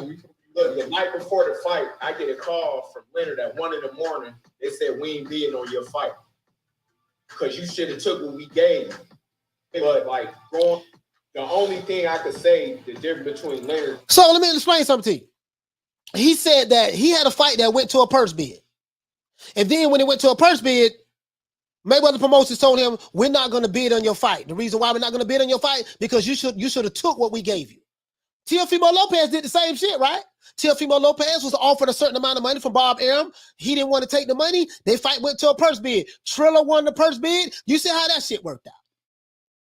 You see how that shit worked out. Yeah, thank you. Shout out to Steve Kim. Shout out to Steve Kim as well. Shout out to Steve Kim. And shout out to, we're going to get Steve Kim on here to do an interview as well. Shout out to Steve Kim. And shout out to Rick Glazier. Rick Glazier will be on the show Monday. Rick Glazier will be on the show Monday. It's been confirmed. I'm not finished. But when I was exposing all this shit, I was the coon, the Uncle Tom, the sellout. Guess what? Am I still a coon? Am I still an Uncle Tom? And am I still a sellout? Let's go, man. Leonard, I think if it was only up to him, he probably would have helped because he was like, damn, he hated. I can tell that he didn't even like having to call me with all that bullshit sometimes. It's like, you have to be like, yeah, what's up, Nick? Like, yeah, here's the star, man, give me the news. I already know it's some shit finna come. You already finna tell me some bad shit. Just go ahead and get it out. And he's like, man, we don't nobody want to fight you. I'm like, y'all like I'm Mike Tyson. Like, I'll be calling them for a year or two, and they talking about, oh, we're going to get you a fight in 3-4 months. 3-4 months come, another 3 months. They see it. Now, a fighter makes money. He takes care of his wife and kids by fighting. It's like an electrician. All of you guys in this chat probably have a job. Imagine you have a job, and your job say, look, don't come in today, don't come in today, don't come in today. When you come in, you know, we'll call you when we're ready for you to come in. Guess what? You still got to pay your rent. You still got to pay your mortgage. You still got to pay your house note. You still got to buy food to take care of yourself and your families. You still got to pay all of your utility bills. And just so a fighter, you're an independent contractor. You're under contract with the promotional company. And if you don't get any fights, you don't make no money. You don't make no money. You can't feed your family. So some of these promotional companies, you know, like Mayweather Promotions, what they do is when they get mad at you, Floyd Mayweather is a very vindictive little person. He's very vindictive, and he get upset, and they put this guy on the shelf for like a year and a half, 2 years. He couldn't make any money, and he couldn't speak out against Floyd. Because if you speak out against Floyd, that's worse. He's under contract with the guy. So when you guys tell me, well, there ain't nobody say nothing bad about them over there. The reason why they don't say, let me ask you a question. If you're working for an employee and you disgruntled with your boss, would you be out there in the public at your job talking about, I can't stand my boss, I can't stand them? No, you won't do that. You'll do it in private, but you won't do it in public. Why? Because you are dependent upon that company in order to provide a job for you so that you can take care of your family. It's just common sense. But you fanboys, some of you fanboys don't understand that, right? Some of you don't understand that. That's why I look at you sideways. Listen, man, we need 11 more likes. Let's go. You know, that shit added up to years, but y'all know that my pockets ain't, I ain't up right now if I ain't fighting or nothing like that. So, so a lot of that shit was just done intentional. This is mild shit, but whatever y'all ask, I'm gonna answer. I mean, y'all look at this. Y'all look at I have Trill Boxing Talk. This entire interview is in the description below. Y'all can click it and watch it. I advise you to watch it. Let's see, can we make that shit go viral? Let's see, can we make that go viral? Right? Let's see, can we make that go viral? Now, remember, guys, I told you, let's move on to something else. I'm gonna open up the phone lines. Remember, I told you guys that, hey, more than likely Tank Davis is going to end up fighting Rolly Romero. Remember I told you that? I told you that, right? Shout out to the Queen Bless 365 for dropping that quarter of a bam dub on your boy. Hey, Leroy. Super chat received. Playtime's over, boy. The Queen Bless says, so is Mayweather protecting his 50-0 record at all costs? Yeah, it's gonna be hard to beat 50-0, but yeah, I don't know what it is. No, but he's just a narcissistic individual. He's just a narcissistic individual, Bless. You know what I mean? And he likes to have control and power over individuals. Women, let me ask you women in the chat. Have you ever been with the man? Let's say you didn't have a job or whatever. You ever been with the man? He had a little bit of money, right? He had a little bit of money. And he used his money, power, and influence, whatever he had, to control you. Oh, if you don't do this, I ain't gonna give you this. I ain't gonna pay that. I ain't gonna pay that. But you was in a dependent situation. That's a terrible feeling to be in a dependent situation. You see what I'm saying? Terrible feeling. Remember I told you guys about Rolly Romero, right? That's gonna be Tank Davis' next opponent. Hey, listen, I told you guys I'm gonna give you tomorrow's news today. I'm not gonna play it. I'm not gonna play it. But right here, I listened to this video by Blue Blood Sports TV. He said, big news, Gervonta Tank Davis could redo fight with Rolly Romero in April, depending on injury. I told you guys this shit. And guess what? They're going to put this shit on pay-per-view. So I told you guys we're going to do what? We're going to boycott any pay-per-view fights that we do not ask for. We're not asking for this. He's talking about this. But guess what? You heard it from me first. I have the receipts. You heard it from me first because I told you guys 2 weeks ago. I say more than likely Tank is going to end up fighting Rolly Romero after this. He's not going to fight any of the top guys. This is what's going on. This is what's going on. So that skin color politics shit, that shit don't work, homie. All you fake ass pro-blacks out there, it doesn't work. There's never been anywhere in time throughout history where black people was just one monolithic group of people, and the concept of black came from when we came over here to America. We were sold by our own kind to get over here. That's how we got over here. Our own people sold us. Give you a quick little history lesson. Skin color politics don't work. Your brother is one who has the character. You judge people by the context of their character. And if the context of their character lines up with the way you want to be treated, that's your brother and that's your sister. Period. Take it how you want to take it. Doesn't matter to me. I'm not here to convince you of anything. I'm just telling it like it is. Let's continue because I'm fixing to open up these phone lines. Let's look at all of these fighters they have over here. This is all the fighters that the PBC have over here.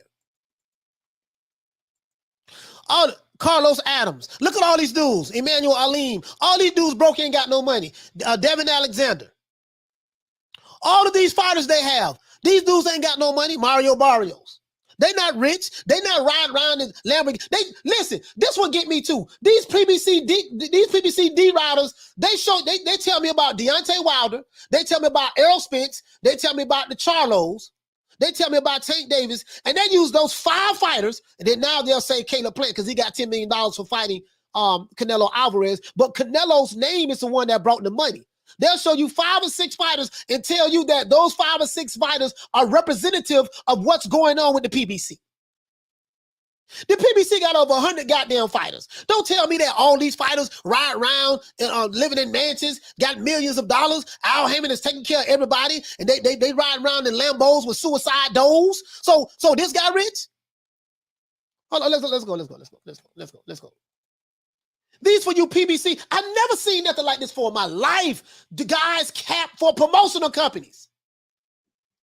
Nigga, you ain't getting nothing out of this. You are violating some of the 16 commandments of the boxing gods that we go by and with this community. Chris Arreola, Look at Angel. Oh, he living good. Two brother, Angel and Chavez. Barrientos, right? Mario Barrios. Yeah, he getting career high paydays. Yeah, whatever. You know, Rancis Barthélemy. Yeah, okay. The other Barthélemy brother, right? David Benavidez. Dude ain't making no hell of a money over there. Let's see. Jose Benavidez.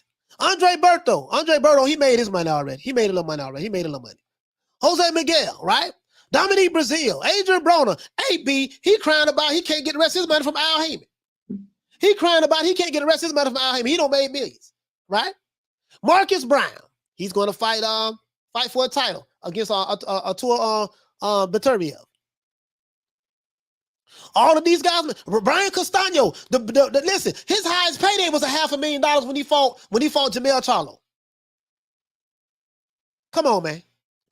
All these goddamn fighters. See, you going on these guys' Instagram pages. See, this is the problem. This is the problem right here. You going on Jamal and Jamel Charlo Instagram page. You're going on Errol Spence Instagram page, and you thinking that because they got big chains around their neck, and they're blinging. They got big chains around their neck. They blinging. They riding in Lambos with suicide doors. And you're saying that this is how everybody in the PBC is living and everybody being taken care of. Nigga, please miss me with that bullshit. Lie, and more lies. It's not true. It's smoke and mirrors. Mickey Bey already told you that, listen, all that money team shit, that shit smoke and mirrors. Floyd Mayweather told you that the money team, Mayweather Promotions and PBC are one and the same. So if they're one and the same, if you're shitting on a Mayweather fighter, Mayweather Promotions fighter, then guess what? The PBC fighters could be getting shitted on as well. Since they one and the same, right? Can't have it both ways. But I was the cool Uncle Thomas sellout from these same channels that are now exposing this shit. Remember that? The coon was right, huh? I'm not a coon, but hey, it is what it is. Let's see. All of these guys here, all of these guys rich, huh? Darianchenko, Al Haymon is a smart businessman. He got everybody set up, and they got millions in the bank. They got mansions. They fly private jets and all over the world. Nonito Donaire and Omar Douglas and Austin Dulé. What about these guys? Robert Issa. We ain't heard from Robert Issa since 1972. What happened to him? This nigga fell off the map. Let's see. Chris Eubank Jr. Well, Chris Eubank ain't over there. Now, some of these guys are not over there anymore. To be fair. Some of these guys are not over there anymore, but you get what I'm saying. What did he say? He says it's all smoke and mirrors. It's all smoke and mirrors over there. And guess what? You guys who believe that everybody in the PBC is living in mansions, that Al Haymon is taking care of everybody, you guys remind me of the same people who go on Instagram and you see these Instagram models or you see these other guys on Instagram and they flashing money and showing an Airbnb house and showing a lease car or a rental car and thinking that they living their best life. You the same guys who be watching that shit thinking, oh, they rich, they got money.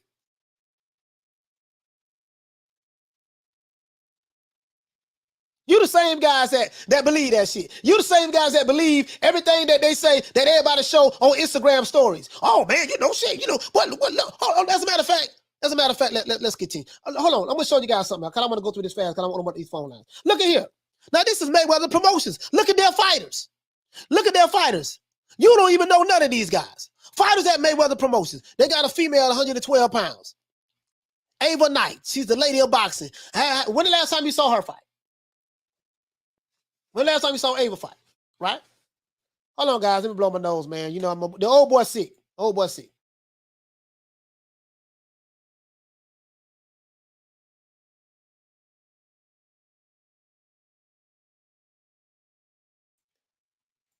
When the last time you saw her fight? Let's continue. This dude here, Angelo Leo. When the last time you saw him fight? El Chinito, right? When the last time you saw Dorian Khan Jr.? When the last time you saw him fight, huh? Let's continue. Mayweather Promotions. If they shitted on Mickey Bey, you don't hear none of these fighters being promoted by Mayweather Promotions. How they making money? Malik the King Warren. How these dudes making money? The only fighter you hear about on Mayweather Promotions, you hear about Gervonta Davis. And you hear about Roland Romero. You know more about Roland because he be trolling a lot. They don't even give a damn about Roland Romero, to be honest with you. But you hear about Gervonta Davis, you hear about Roland Romero, and you might hear about Ladarius Miller a little bit, right? Who at 140? Who they got? Down like any of these guys. None of these guys is making any money over there. They're not top pro. These guys are probably disgruntled, and they can't even come out and say anything, because if they do, Floyd Mayweather gonna be on their ass.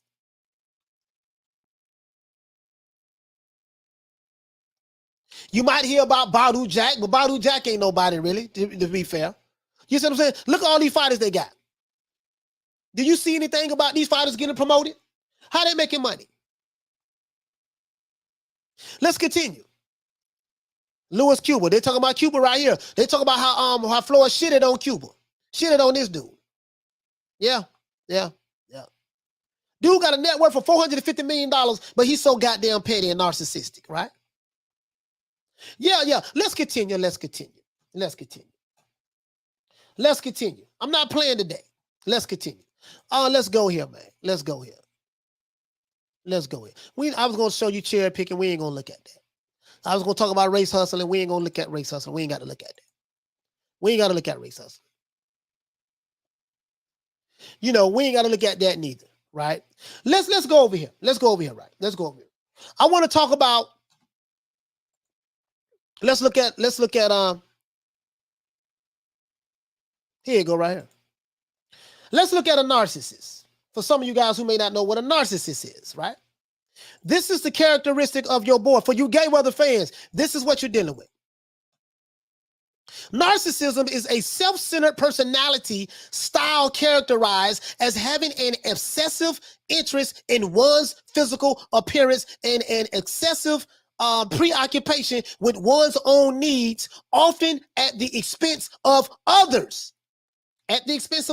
That's what a narcissist is. It is human nature to be selfish and boastful to a certain degree, but a narcissist is extremely selfish and is extremely boastful. There is a significant difference between healthy narcissism, being self-absorbed and difficult, and having a pathological mental illness like narcissistic personality disorder. This is your homeboy Money May. I'm Floyd Money Mayweather. I'm the best. Floyd. Canelo Alvarez. He's nobody. I beat him easy. I don't know why they don't keep talking about him. I am on the pay-per-view cash cow. Floyd, you're not fighting anymore. Oh, it doesn't matter. I broke all type of records. You know what I mean? Let me take over this interview, Tank. Let me take over this interview, because I know this fight is supposed to be about you, but this is about me. This is how I do it. I'm gonna shit on my black fighters. Yeah, I'm black, but I'm gonna shit on them anyways, because it doesn't matter to me. I need to have control of their lives. You know what I mean? I need to have control of their lives. If you do anything to make me mad,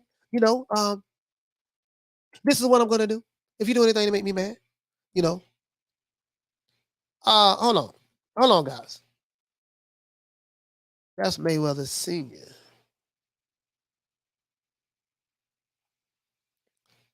Let's see. Let's do this. Hold on. Let's do this. And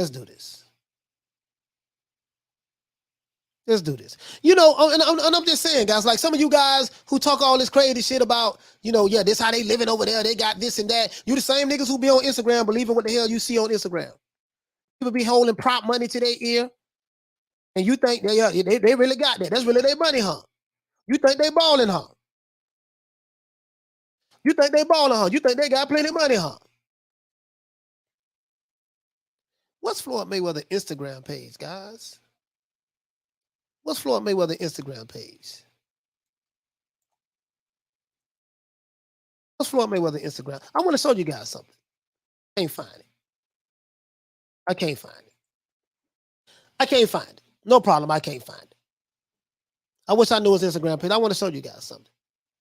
This shit smoke and mirrors over there, bro. Smoke and mirrors over there. Some of you guys are the same guys who believe that shit. You sit back and as a matter of fact, we ain't got to look at Floyd. Let's go here. You the same guys who probably go over here. You go over here, right? This shit smoke and mirrors. You the same guys who go over here and you see this. Look at this ice. You see this. Look, they got mansions. He getting on the jet. You see this? A jet that more than likely is, Al Haymon is charging them to get on and fly.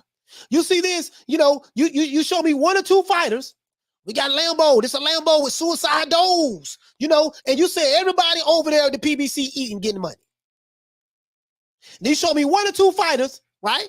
And I'm happy that these brothers getting money. If they getting money, I'm happy for them. But you show me 1 or 2 fighters out of the over 100 fighters that they have, and you tell me that this is representative of everyone that's with the PBC. This is the example that you on PBC dick riders show me. Look how they living over there. Look, they got a Gucci box, Louis Vuitton box with money. Look at there, Lambos with suicide doors. That's how they living over there at the PBC. No, that's one guy. That's one guy. You the same dudes. You the same dudes that be coming over here saying that I'm cooning and Uncle Tommy and all this shit there for Whitey. Shout out to Mr. Nice for dropping that $2. Bam, super chat on your boy. Hey, Leroy. Super chat received. Playtime's over, boy. He say Floyd on his victory suites from 4 brothers. Yeah.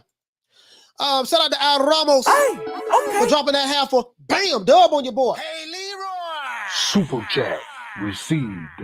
Playtime's over, boy. He say, Coach, you all right. We need to stop using one skin color and acknowledge acknowledging them as a brother.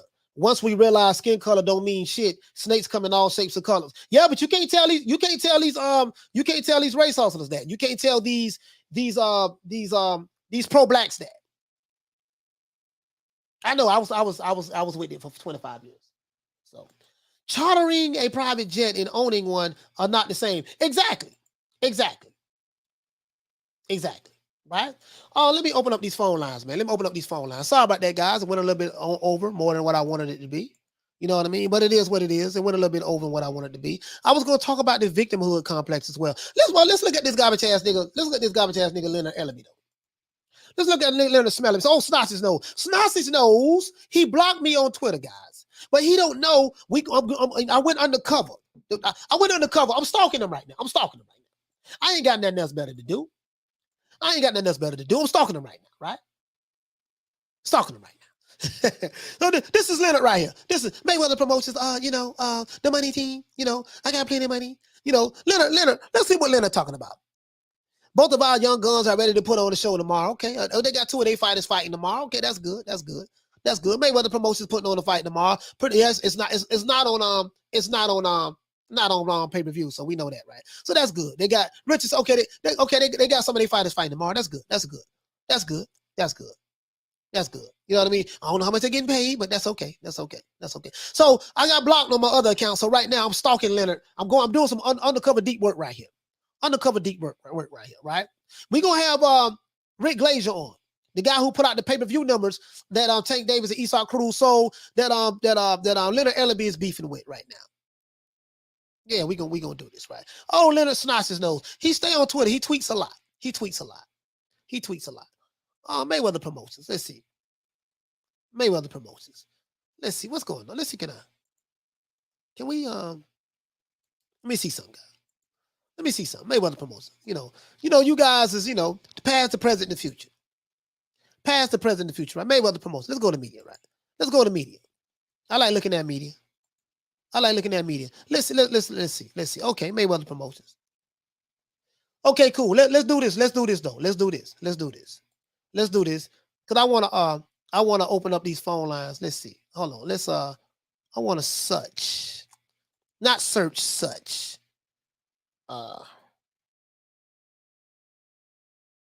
Or Mayweather. Okay, Las Vegas, Nevada. Money May. See, here you go right here. Here go the narcissist right here. Right here with my main man, Ken from the Money Team. Yep. Frederic from Belgium. You with us too. 2022 in Dubai, right here. Exhibitions, big business, events. In 2022, I'll see you guys. Yeah, man, he promoting himself as usual. You see what I'm saying? I come to tell my story. Yeah, okay. We know your story. Great story. Yeah. My fans want to hear about it. Yeah. So this is what as a matter of fact, let's follow this guy. I'm gonna follow him over here, right? They probably gonna end up blocking me. They're gonna end up blocking me now. You know, yeah, I got a no-fly zone with the PBC. The PBC, they blocking me over there, right? They blocking me. They got me blocked. I had to go undercover with a different account. Let's continue. Let's continue. Phone lines is open. Phone lines is open. And let's talk about this. What do you think about this? What do you think about all of these fighters, that's not really being treated fairly over there? Mickey Bey told a hell of a story. Yo guys, please click the link in the description below, man, to check that interview out on Trill Boxing. That was a pretty good interview. You know what I mean? I know some of you guys who love Floyd Mayweather, you don't want to hear this, and it's the truth. I was called the coon Uncle Thomas Seller. I told you guys what was going on in the PBC. I got attacked, but I took the shots. I bobbed and weaved all of them, right? I did that.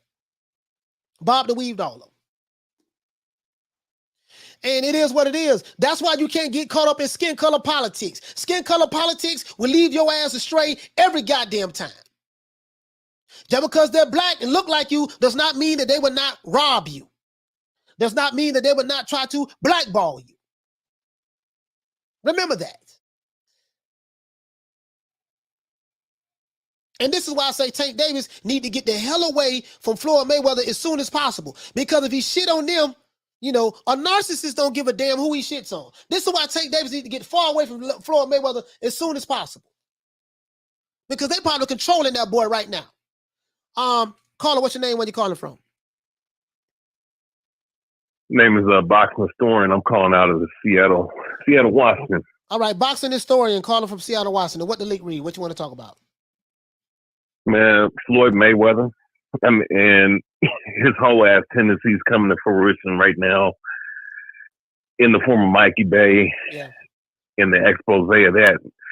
And it's crazy because the people that's bringing this out, all right, they're the same people that call everybody Uncle Tom and the sellout that's not dealing with Al Haymon, that's not dealing with Floyd Mayweather, And it's been a long time coming for this because it's been so many years with all these people, all these homosexuals and all these homosexual loving Floyd Mayweather fans. These guys have said a lot of things about people that have critiqued Mayweather, who have a constructive criticism for Floyd Mayweather, whether it be boxing or whether it be the antics that he does out the ring. Al Haymon and his business practices. Now everybody's starting to see exactly what everybody's been saying for the last 10 years about these guys. Right. And their structure that they brought to boxing. Why do you think we have boxing not fighting once a year? Why do you think you're scared of playing, or either that, or there's business, or there's things behind the scenes that's keeping these guys from fighting each other? Right. It's the Floyd Mayweather structure that they built in boxing going back in the late 2000s, going all the way throughout the 2010s, coming into the 2020s now. Right. Now you guys are seeing what we've all been saying for all this time, for all these years. And then here it is. You call all, especially when it came to certain black YouTubers or black people that call this out. Right. Coon, Uncle Tom, and sellout. And now you guys are eating your damn words. Now you need to eat your crow. You need to apologize, man. It's wake up and smell the goddamn coffee. These guys have been playing you guys, man, for a long time. The fans, and they're sitting up here trying to dictate to the fans who's paying your damn bills how they should think and feel about Tank Davis and Isaac Cruz. Oh, you need to buy this. You need to cough up $80. Yeah. All right, for this fight. Like this is what we've been dealing with. But now you guys seeing what's happening right now. So yeah, that's what I wanted to say, man. All right, man. Shout out to the Boxing Historian, man, calling from Seattle, Washington, man. I really appreciate you calling in, my brother, man. Saying your piece, man. Thank you so much, my brother. Shout out to the Boxing Historian. Appreciate it, Coach. Yes, sir. Shout out to Mike T. Hey, okay. For dropping that half for bam dub on your boy. Hey, Leroy. Super chat received. Playtime's over, boy. He say Floyd running for president. You know I'm the best. ever. I made smart investments. I tip my hat off to him. He's a hell of a fighter. You know, Canelo's ducking Benavidez, and I beat Canelo easy. Jay Miller said that started before Floyd. Sugar Ray Robinson couldn't get a title shot for a long time because of boxing politics. What does that have to do with what's going on with Floyd Mayweather today, though? My brother Jay Miller. Yes, you know, there's always been crookery in the sport of boxing. You know what I mean? But what started before Floyd, this what makes it even worse. Because people like you and Floyd Mayweather knew that it started before him. He was supposed to be the one to make sure that he didn't do that to his fighters. So if you knew better, you should do better.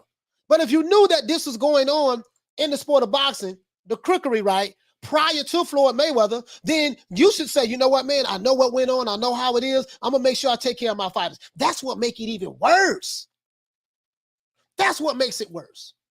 And I think when you have a black, see, hold on, let me break this down too. I got to do this. I got to do this, dog. See, in the black community, we have a victimhood mentality. Right? And it's okay for someone black to treat you wrong or rob you or whatever the case may be, because see, the white man been doing it. So this how they justify the shit. See, when you are a personality worshiper and you worship somebody, you have an overall infatuation or affection for a particular person that may be of higher status in society, you end up making all types of excuses for the wrongs that they do. Right? And then you try to deflect from what they're doing to try to throw on, well, the white man did this, and this is what they were doing, yada, yada, yada. Yeah, we know what they did and what they're doing. That's a gimme. But when you're black and you know better, you should do better. And you excuse the behaviors of your favorite promoter or your favorite promotional company. You excuse the behaviors of them because it doesn't fit your narrative. It doesn't fit your race-baiting narrative. And if I'm black and I stand on my square and point this out, I'm the cool Uncle Tom to sell out. Guess what? I ain't got no problem with that. Because I know I'm not that. You ain't been through what I've been through. You ain't been racist for 25 years. You ain't been a racist hustler for 25 years. This ain't your field of expertise. I understand your mentality very well because I was just like you. So me defending you, defeating you in any argument as it relates to this subject matter is very easy to me because I'm a professional when it comes to this particular subject matter when it comes to race issues. I know you're listening to Tariq Nasheed, Omar Johnson, the conscious community, Sinetta TV. I know where you're coming from. I get it. I know where you're coming from. I get it. I know. Trust me.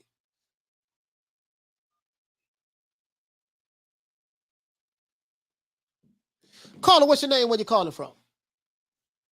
What's up? What's up, Coach? It's Corey calling from Texas. What's up? Corey, what the link read, fam? You know, this is an interesting topic because I see it on both sides, like you say, and what all these fighters have to really understand is Corey, hold on.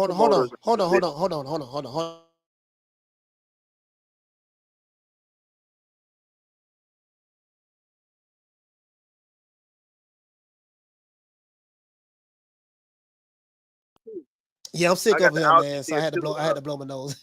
Sorry about that, guy. But go ahead, brother. Yeah. We got I was just down Roberto Ramirez, Gilberto Ramirez is fighting only about 40 minutes from my house on the zone tomorrow. So yeah, I was down there. I got a little allergies, but near where the weigh-in was at. But yeah, man, I see it on both sides, man. You know, it's all these promoters are in the business to make money. Right. And I've seen Floyd do some narcissistic stuff. But I've also been behind the scenes and I've seen Floyd give some charity that a lot of the public won't talk about either. Right. So I see both sides of his stuff. And like you said, he's not doing what's best for Tank's career. And like you said, another thing is people don't understand not all these fighters are doing well. You got to get to a certain status where the promoters can make money off you. Right. But it goes back to what you just said about the victimhood mentality. Us as black people in general have a victimhood mentality.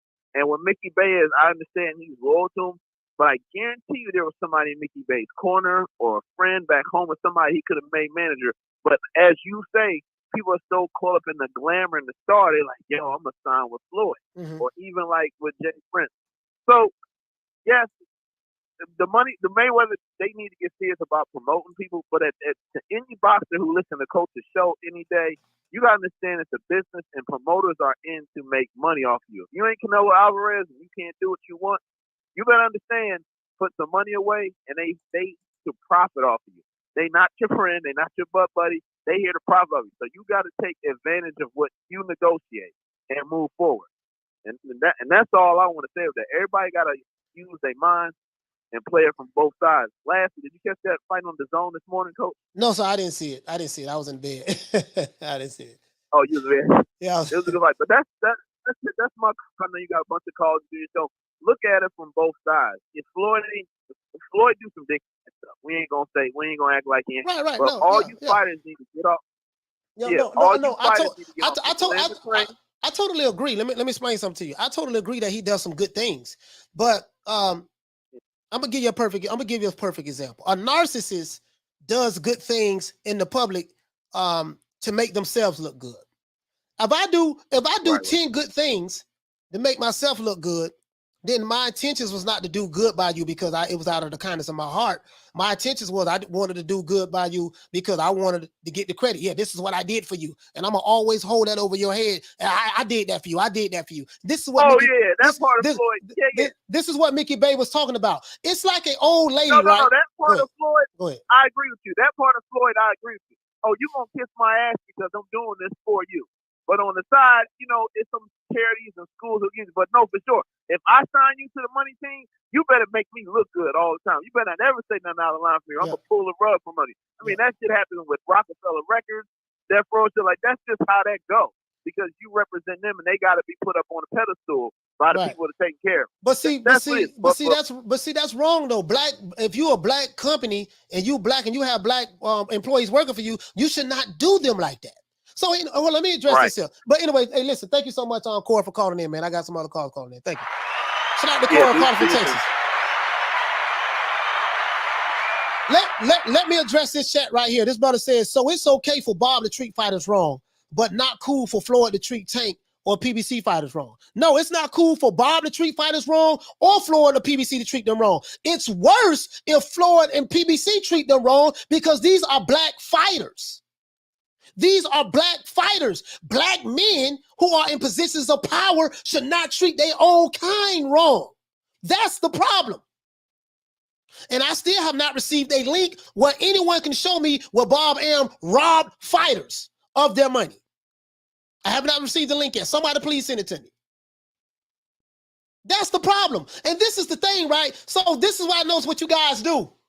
When it doesn't fit the narrative, you say, oh man, well, the white man did this over here. He did that over there. You know what I mean? Why you jumping on the black man? What you're saying is it's okay for the blacks to do it, so we need to focus on whitey. But listen, the black man should never do anything to his own kind.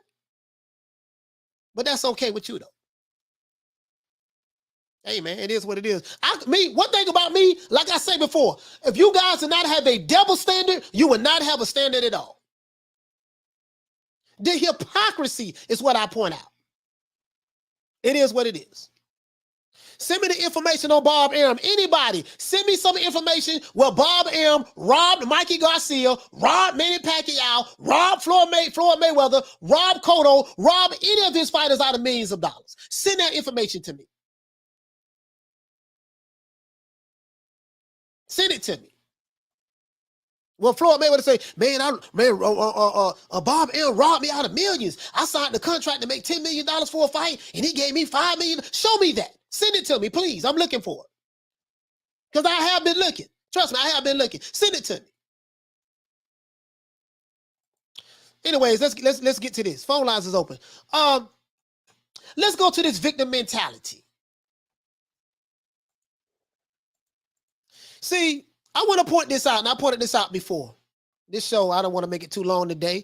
What is a victim mentality, guys? In the black community, I specialize in this because I was a Nation of Islam. I had a victimhood mentality. A victim mentality is a psychological term that refers to a type of dysfunctional mindset which seeks to feel persecuted in order to gain attention or avoid self-responsibility. People who struggle with the victim mentality are convinced that life is not only beyond their control, but is out to deliberately hurt them. The white man is after me. We got to stop them. They are attacking us. We are under assault. We are going through, insurmountable circumstances in life. Well, what about when, yes, we victims. We'll never be able to succeed.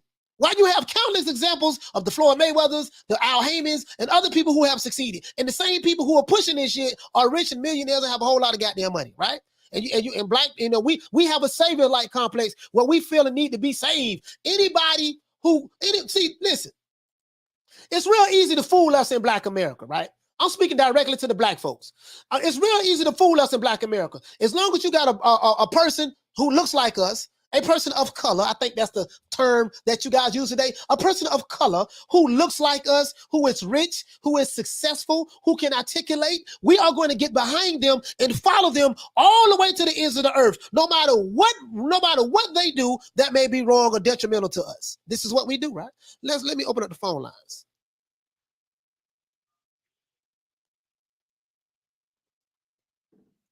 Caller, what's your name? Where you calling from?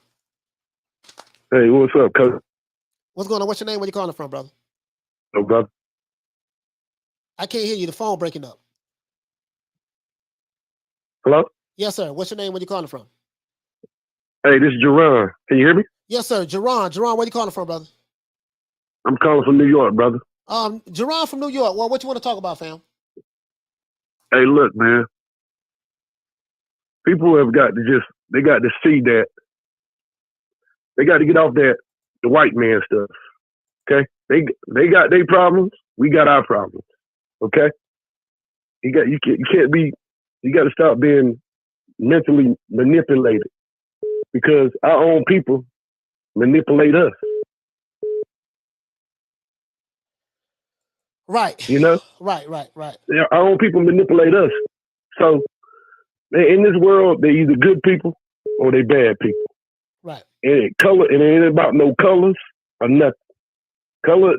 Race is just to divide you, conquer and divide you. Right. And once you realize that about the white supremacy stuff, that's the game. That's the game. If you ain't figured that out by now, if you in your 40s and ain't figured that out by now, I don't know what to say. Yeah, I learned from the best. I learned from the Honorable Minister Louis Farrakhan. I learned from the best. I learned by listening because people gonna tell on themselves. Right. People tell on themselves all the time. You sit there, think about it. We heard Floyd Mayweather say what last week? Yeah, I didn't get in the game to take money from fighters. I made my money. But we know that's a lie. Mm-hmm. We know that's a lie. If you don't know it's a lie, stop idolizing these celebrities, man. Stop idolizing them. They put their pants on just like we do. Just like we do. I don't spend no money with these celebrities. Never have. Never owned a pair of Jordans. None of that because I knew the game. Right. And once you know the game, once you learn the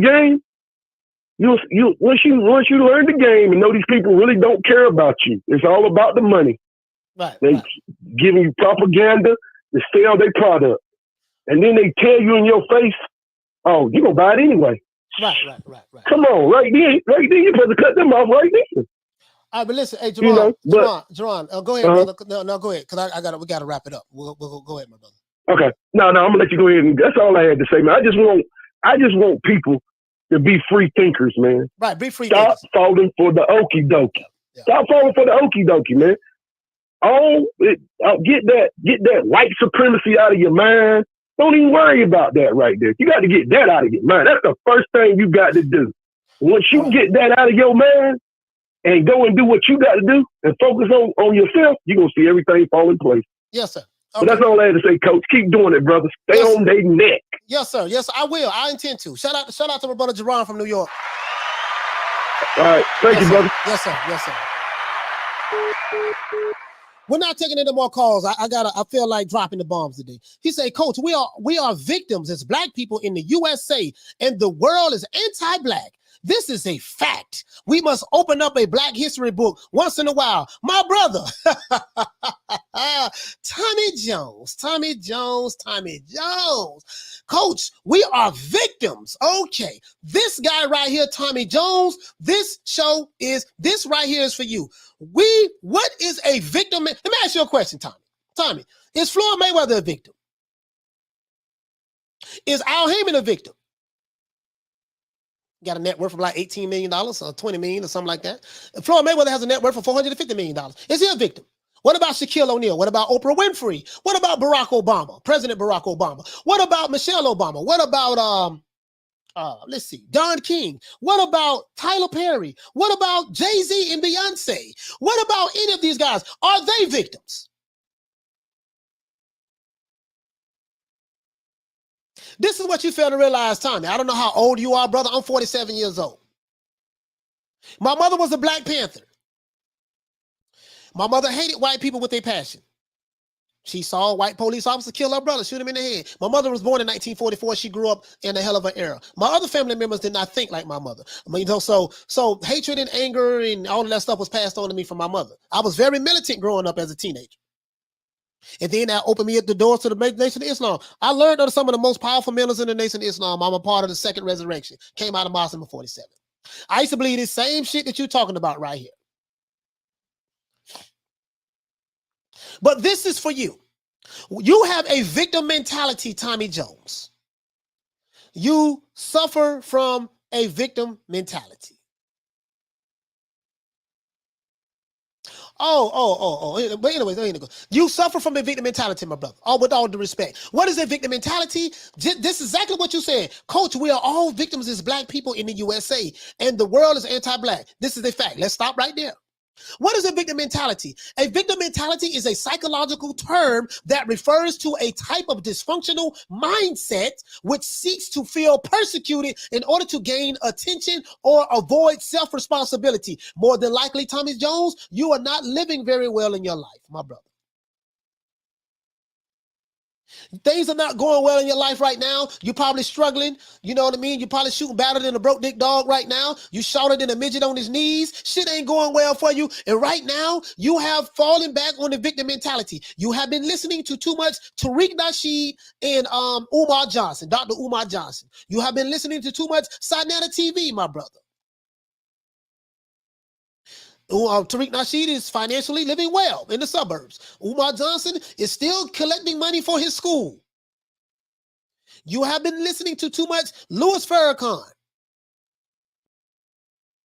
This is what's the problem. These guys who are selling you this are millionaires, and they live in mansions. Well, not Umar Johnson and Tariq Nasheed, but you get my point. You're listening to too much Reverend Al Sharpton. You're listening to too much Attorney Crump, Benjamin Crump. You're listening to too much Jesse Jackson. This is your problem. People who struggle with the victim mentality are convinced that life is not only beyond their control, but is out to deliberately hurt them. By you saying this, Coach, we are victims as black people here in the USA, and the world is anti-black. This is a fact. This is you right here, my brother. People, Thomas Jones, who struggle with the victim mentality are convinced that life is not only beyond their control. Coach, we are victims in Black America, and the world is anti-black, but is out to deliberately hurt them. This is you, sir. This belief results in constant blame, what you are doing, finger pointing, and pity parties that are fueled by pessimism, fear, and anger. Sir, this is you. Didn't mean to turn this into a teaching moment, but guess what, sir? This is for you.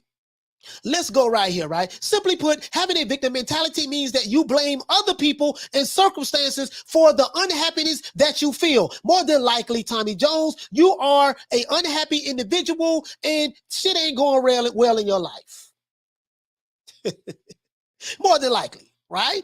Let's continue, Tommy Jones. How self-victimization develops. No one is born with a victim mentality. No one is born with a victim mentality, just as no one is born clinically depressed or anxious. Instead, the victim mentality is an acquired personality trait, meaning that it is the result of early life conditioning and coping mechanisms. This is taught behavior that you have learned, Tommy Jones. Most victims were victimized in some way as a child, which is true, or whether that was through physical abuse or sexual abuse, emotional abuse or psychological abuse. More than likely, if you went through this, you probably went through this from family members in your own household, right? Self-victimization can also develop Self-victimization can also develop through the codependent relationships we had with our parents, or simply by observing and adopting the unhealthy victim mentality exhibited by one or more of our family members. That's what I just broke down, right? I hate to make this show about you, sir, but I'm gonna finish it on your note and we're gonna wrap it up, right? However, although what happens to us as a child is completely beyond our control, it is our responsibility as adults to step into our power and reclaim responsibility for our happiness. Now, these are some of the benefits, Tommy Jones, that you are probably receiving from having a victimhood mentality. These are some of the perks of being a victim, right? Playing the victim actually has a number of juicy perks. These rewards make it very difficult to break out of such a mindset. You, sir, have a victimhood mindset, which is why most victims seem to be so emotionally invested, perpetuating this type of toxic behavior. I'm gonna break this down for you, sir. These are some of the perks that you are benefiting from right now. Not having to take responsibility for anything. More than likely, Tommy Jones, you ain't accepting responsibility for nothing. Other people lavishing you with attention. By you being the victim, people are feeling sorry for you. Oh, poor Tommy. Oh, Tommy, this is so sad. The white man is oppressing you. You are being oppressed. You can't come up. You have no life skills in order to make the kind of money that you want to make to become a millionaire. Well, Oprah Winfrey is a millionaire. She black. Barack Obama is a multimillionaire. He became president twice. Jay-Z, Beyonce, Neil deGrasse Tyson. There are countless different examples of people who are black who are very successful in life. But I wonder if are they victims as well, right? Let's continue. Other people feeling sorry for you. Oh, Tommy, we feel so sorry for you. Here go $5. Other people are less likely to criticize or upset you, right? You have the right to complain. You, sir, are complaining right now. You are most likely to get what you want because you want to throw a pity parade because the white man is holding you down and racism is keeping you back. You, sir, want to use the race card in order to get what you want. You feel interesting. You feel interesting because you get to tell people all of your pity patty stories, right? Your pity parade stories. You don't have to feel bored because there's too much drama going on. You get to avoid and bypass anger because you're too busy feeling sad. This is you, sir. Playing the victim actually gives you a lot of power. Power to avoid responsibility, power to feel righteously sad and persecuted, power to avoid uncomfortable emotions, and power to manipulate other people. This is you, sir, Tommy. This is you, sir. Miss me with that pity parade bullshit. Miss me with that pity parade bullshit, sir. This is not the channel for you, my brother. If you're looking for a pity parade, I do not feel sorry for you. If you're looking for someone to feel sorry for you, sir, this is not the channel for you. We don't do pity over here, sir. We talk about the sport of boxing and we talk about real life issues. It is what it is, my brother. Shout out to $1 Trillion Dreams. The stickiest of the icky. You want to smoke with the old boy Rick James? Haven't smoked anything today. I'm sick. Shout out to $1 Trillion Dreams. Hey, okay. For dropping that quarter of a dub on your boy. Hey, Leroy. Super chat received. Playtime's over, boy. He said, Coach, what's your thoughts on El Hajj Malik El Shabazz? He's talking about Malcolm X. That you was in the Nation of Islam. I loved Malcolm with a passion. I love Malcolm. And I loved Malcolm even more once he left the Nation of Islam. When I was in the Nation of Islam, I was taught that Malcolm X was a hypocrite. He betrayed the messenger, the most honorable Elijah Muhammad, all of that stuff there. I believed that shit. But once I woke up out of my psychosis, I realized that when Malcolm left the Nation of Islam, he was right.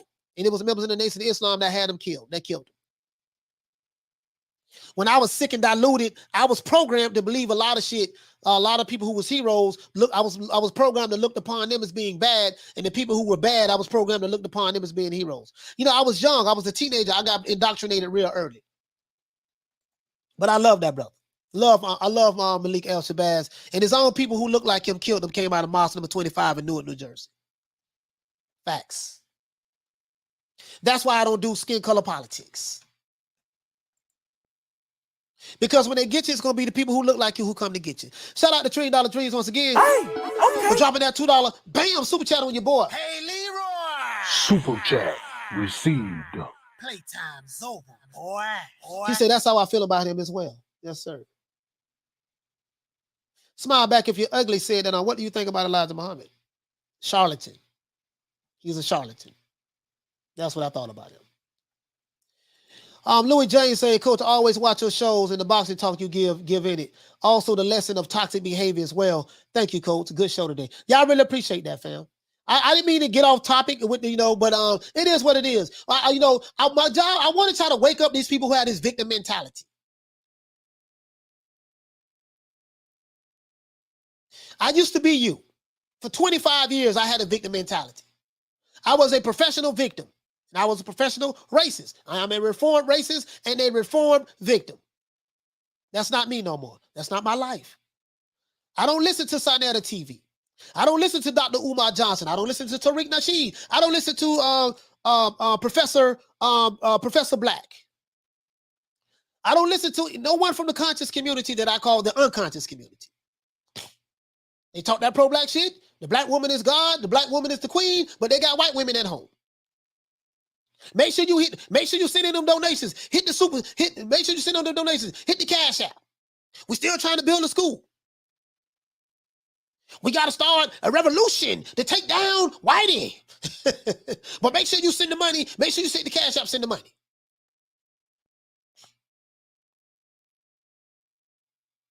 Wake up from your victim mentality, brother. Once you wake up from that, you'll be fine. Other than that, let's give everybody a round of applause.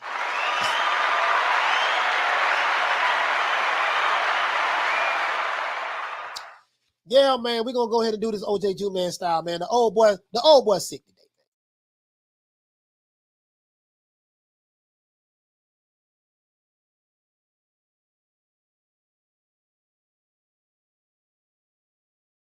The old boy's sick today. I'm hanging in there, though. I'm hanging in there. I'm hanging in there. But anyways, man, let's go ahead and do this, man. Tommy, we have church on Sunday, so if you want to be saved and delivered from your victimhood mentality, please show up. The Reverend Abernathy will be here. Just continue to come to this channel, my brother, and I would trust me. Once you get to know me a little bit better, I'll slowly wake you up from your psychosis of victimhood mentality. You'll be fine, okay? You'll be fine, okay?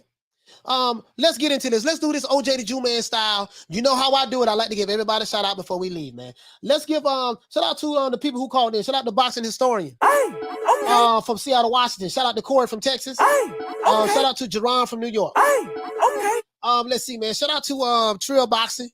Shout out to 7A Sports TV. Shout out to Cece. Shout out to Mickey Bey, man. I really appreciate the interview that you guys gave. Shout out to Mickey Bey for telling his story. I advise you guys to click the link in the description below. You may not rock with the LDBC or rock with any of those guys, but do not let you not rocking with them get in the way of the truth that this brother is speaking about his experiences with PBC and Mayweather Promotions. Don't let that deny you the right of understanding what's going on, okay? That's all I ask. I can't make you do it, but the link is in the description below. Hopefully we can get this guy's video to go viral. It was very informative. I learned a lot from watching it. And shout out to my co-host, shout out to my main man, Shelton Moore, because he the one sent it to me.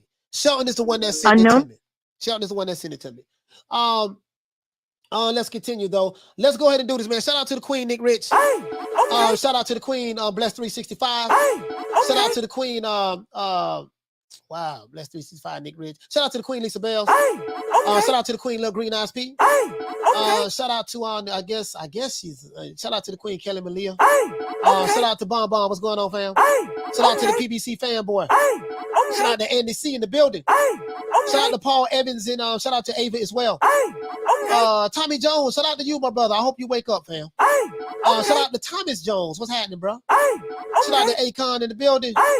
Shout out to Nathy Lou. What's happening? Shout out to Charles Stevens. What the lick read? Shout out to my main man Shelton Moore. Shout out to John McSmith. What's going on? Shout out to Shaka. Shaka, what's going on, fam? Shout out to my brother Halim in the building. Shout out to everybody in the UK with the AK. Shout out to Jaguar. What's happening? Shout out to let's see, Wayne Love Peacock. What's going on, my brother? Shout out to Andy C in the building. Shout out to John McSmith. Shout out to let's see. Shout out to Dash Oliver Dash. What's going on, fam? I remember you from yesterday. Shout out to Eddie. Eddie, shout out to Eddie. Shout out to James. Shout out to Renee Box Young. Shout out to Jay Wizzy. Shout out to King K.O. Shout out to my brother Retro Boxing the Documentaries, man. That's my brother, man, right here from Florida, man. My brother Blood. If you want to know anything about the history, just this guy's a boxing historian. One of my favorite channels. I love this guy, man, a lot. I learn a lot from him. I watch a lot of his old videos, his old content. There's some gems in there. Please check out Retro Boxing the Documentaries. Also, check out my brother over there, man, Ring IQ Boxing. Julius over there, Ring IQ. Shout out to follow my main man, Ron Boy Fresh on Twitter. He want all the smoke. Leonard Ellaby blocked me, guys. He blocked me. And I have a no-fly zone with the PBC. Yeah, man. Shout out to Major Key Boxing as well. He showed up today. Shout out to Halim. Shout out to let's see.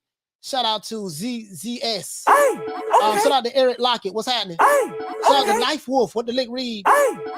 Renee Box Young. Shout out to Eddie. What's going on, fam? Shout out to James. Shout out to Boston George. Pugilism in the building. Let's see. Boxing Logic was here as well. Shout out to Boxing Logic. Let's see. Shout out to Gorilla Heineken. What's going on, fam? 1-900 Hustler. Shout out to Jay Prince as well. James Prince, man, over there in Texas, man. James Prince. Much respect for that brother, man. That's a good dude, man. I never met the guy, never met him before. But I heard a lot of good things about him. And he's old school. He's old school. I was raised by the OG, so I go by my word is my bond. If I say something, before I fail my word, I give my life. I live by that pride of going to the Nation of Islam. You do what you say you're gonna do. If you're not gonna do it, don't say it. If you say it, you better do it, or you better be trying to do it. You see what I'm saying? Shout out to I learned that from my mama Betty Jean. R.I.P. to my mama Betty Jean and my brother Michael Williams. R.I.P. to them. And R.I.P. to my dad, who I've never met or seen before in my life. R.I.P. to him as well. Let's see. Shout out to Thomas Jones. Shout out to Rashawn Thompson. Shout out to his Cole in the winter. Let's go down now. Let's see. Shout out to who else we have? I'm going down the list now. I don't went up as far as I can. Shout out to the Queen Nick Rich. Shout out to who else we have in the building? Joe G Valdez. What's happening, bro? Shout out it's cold in the winter. Let's see. It's cold in the winter. What's going on, fam? Shout out to James Burrell. What's happening? James Burrell saying Coach Captain. Jesse Smollett is a victim. Yeah, I know. Shout out to this is the victim show today. The victim show got a whole bunch of victims over here today, huh?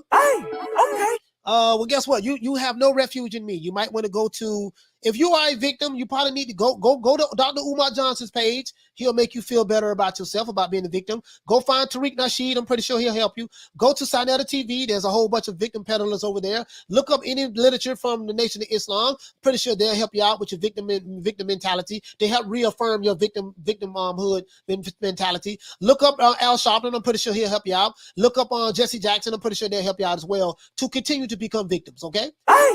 And look up from anybody from Black Lives Matter, the organization that's controlled by George Soros. Look them up, and I'm pretty sure that they will help you become victims as well from their mansions that they're currently living in right now. Shout out to the Queen Love Green Eyes P. Shout out to Bacon and Eggs. Shout out to my brother Retro Boxing and Documentaries. Shout out to Smile Back If You're Ugly. Shout out to King K.O. Shout out to those boys over there, ADOS. Go. You want to be? Go to Yvette Carnell and Tone Talks as well. They will help perpetuate, make you feel more of a victim of yourselves. You can do that too. ADOS and what the Tariq Nasheed has. You know, Foundation of FBA, Foundation of Black Americans. You go over there, you can become more of a victim over there as well. Okay. Let's see. Shout out to my brother Shelton Moore. Let's see, man. What we got here, man? What we got here, man? Yo, they would call me a coon. Uncle Tom a sellout. He cooning. He cooning for the white man. You know, he's a coon. He's a sellout. He's Uncle Tom. Yeah. I know. Heard it all before. To this day. Heard it all before. True. Got to come with something else, though. You're not going to deal with the facts of what I'm talking about. You're going to deflect, and I get it. I understand. Heard it all from the Alphabet Boy community, too. They say I'm cool number 1, 2, and 3. Okay. Yeah, whatever. Shout out to Jaguar. Shout out to Boxing Purses. Shout out to Mute. What's going on, fam? I'm fighting this cold. I got a head cold, but I'm fighting it. Shout out to Nelly Content ENT. Shout out to J Pool. I don't know, J Pons, I guess. Shout out to Major Key Boxing. Let's see, man. Okay. Shout out to let's see, Coach's Show. Okay. Okay. He say, speak on the fight about Beterbiev. Almost missed weight. And that had I heard he almost missed weight. I did hear that, but you know, that's all I got to say really about it. I got Beterbiev winning the fight, you know. But I'm rooting for Marcus Brown. I want Marcus Brown to win. I just don't know if he'll be able to last for 12 rounds without getting stopped, to be honest with you. Okay. Shout out to Wendell Jackson. Shout out to Open Dirt. Shout out to Dellin. Shout out to John McSmith. Shout out to Thomas Jones. Shout out to Tron C. Shout out to Tommy Jones, man. Get you some help, brother. Get you some help. Shout out to Jay. Shout out to Wayne Love Peacock. Okay. Shout out to $1 Trillion Dreams. Oh, yeah, I already talked about that. That's super chat. Let's see. Shout out to Danny. Shout out to Akon. If you're new to the channel, please subscribe, hit the like button. Shout out to Jizzy Hizzy. And shout out to everyone who subscribed, man. We have over 9,000 subscribers in less than a year. That was a great accomplishment, man. I couldn't have done it without you guys. Thank you so much, guys. I look at you guys as my family, my new media today, boxing family. This is a refuge for race hustling, race baiting. This is a refuge. We love the sport of boxing more than we love a particular fighter. And this is a refuge for fanboyism. If you want to get away from fanboyism, you want to get away from race hustles, race baiting. We don't care what your race is, what your nationality is, color or creed. If you love the sport of boxing, you want to stick to the sport of boxing, this is the channel for you. And don't worry about it. I can handle all the shots. Send them over here to me. They can call me Cool Uncle Tom Sellout. I want all the smoke. It doesn't matter who it is. Whatever the YouTube channel is, whatever the subscriber is, it doesn't matter to me. Phone lines be open, and car ain't got no roof over here. Remember that. Shout out to Reese Mack in the building. Shout out to Louis James. Shout out to I think I got everybody, man. 1-900 Hustle. I think I got everybody, man. Shout out to Jay Miller for dropping that quarter of a damn dub on your boy. Hey, Leroy. Super chat received. Playtime's over, boy. Shout out to you, man. He said, good show, coach. I'll rest up. Shout out to Mervyn Johnson. He said, good show, coach. One time I was like Tommy or worse. Yeah, I was like that for 25 years. I know. I was like that for 25 years. I was a professional victim for 25 years. As well as racist. Shout out to Bacon and Eggs. Shout out to Al Ramos. Nelly Content ENT. I think I got everybody. Shout out to Sykes, Andy C, Jonathan Trinidad. What's going on, fam? Let's see. Bleeds King. Shout out to you. George H. Arthur Hawkins. What's going on, fam? Joe G. Valdez. The Queen, Nick Rich. Shout out to Bernard Burton. Dropping that $2 bam super chat on your boy. Hey, Leroy. Super chat received. Playtime's over, boy. Shout out to Boxing Purses. He says salute, coach. Another great brother. Thank you so much, brother. I'm fighting a good fight over here. Shout out to Steve Kim. I don't want to forget Steve Kim, Mario Lopez, the 3 Knockdown Rule podcast. Shout out to Rick Glazier. He will be on the show Monday. Shout out to the Queen Bless 365 for dropping that half for bam dub on your boy. Hey, Leroy. Super chat received. Playtime's over, boy. Bless 365. Shout out to you, Queen. She says, thanks for getting me through this work week, coach, and chat family. I really appreciate the support, Bless. I really appreciate it. You have no idea how much I really appreciate. We need, hey, Bless, we need more female subscribers. I want to get more female subscribers. Because the women subscribers are picking up for the channel, but you know, I love women who love the sport of boxing. I really, we need to get more female subscribers. But thank you so much, sis. Shout out to Reese Mack. Shout out to Reese Max. He says African Americans should get reparations, though. Okay, you know. Yes, we should get reparations from the people who sold us into slavery as well, though. You got to look at that. Remember, it was black people who sold blacks into slavery. And prior to the European slave trade, we had the South Sahara slave trade where blacks we were sold into slavery for 1,400 years to the Arabs. The Arabs enslaved us as well. We were sold by our own people. And then we were sold to the Portuguese and the French and all the other stuff before the England got involved in it. So, you know, the people who sold us should pay reparations as well. You cannot absolve them of that as well. So everyone has a hand in it, but it is what it is. At the end of the day, nothing is going to happen with that, to be honest with you. No one addresses that. When I address that, I'm the cool Uncle Thomas sellout because it doesn't fit the victimhood mentality. It doesn't fit the put everything on Whitey mentality, you know. And I get it. I understand. I get it. I was like that for 25 years. Trust me. Shout out to Electro Jed, Al Ramos, Mervin Johnson. I think I got everybody, man. That's it, man. Other than that, that's it. That's our boy Coach Malachi Williams signing out. New media today, USA Boxing. I didn't mean to keep you guys long. The show was 2.5 hours. I know that was too long. Shout out to Mad Dog H. Shout out to George H. Andy C. Stephen 47. Lions Only. Other than that, Cool K Forever. Holla at you guys, man. New media today, USA Boxing. See you guys. I don't know if I'm gonna do a show tomorrow. I may take off tomorrow. But you will see me Sunday. If you don't see me tomorrow, you will see me Sunday. Just be on the lookout.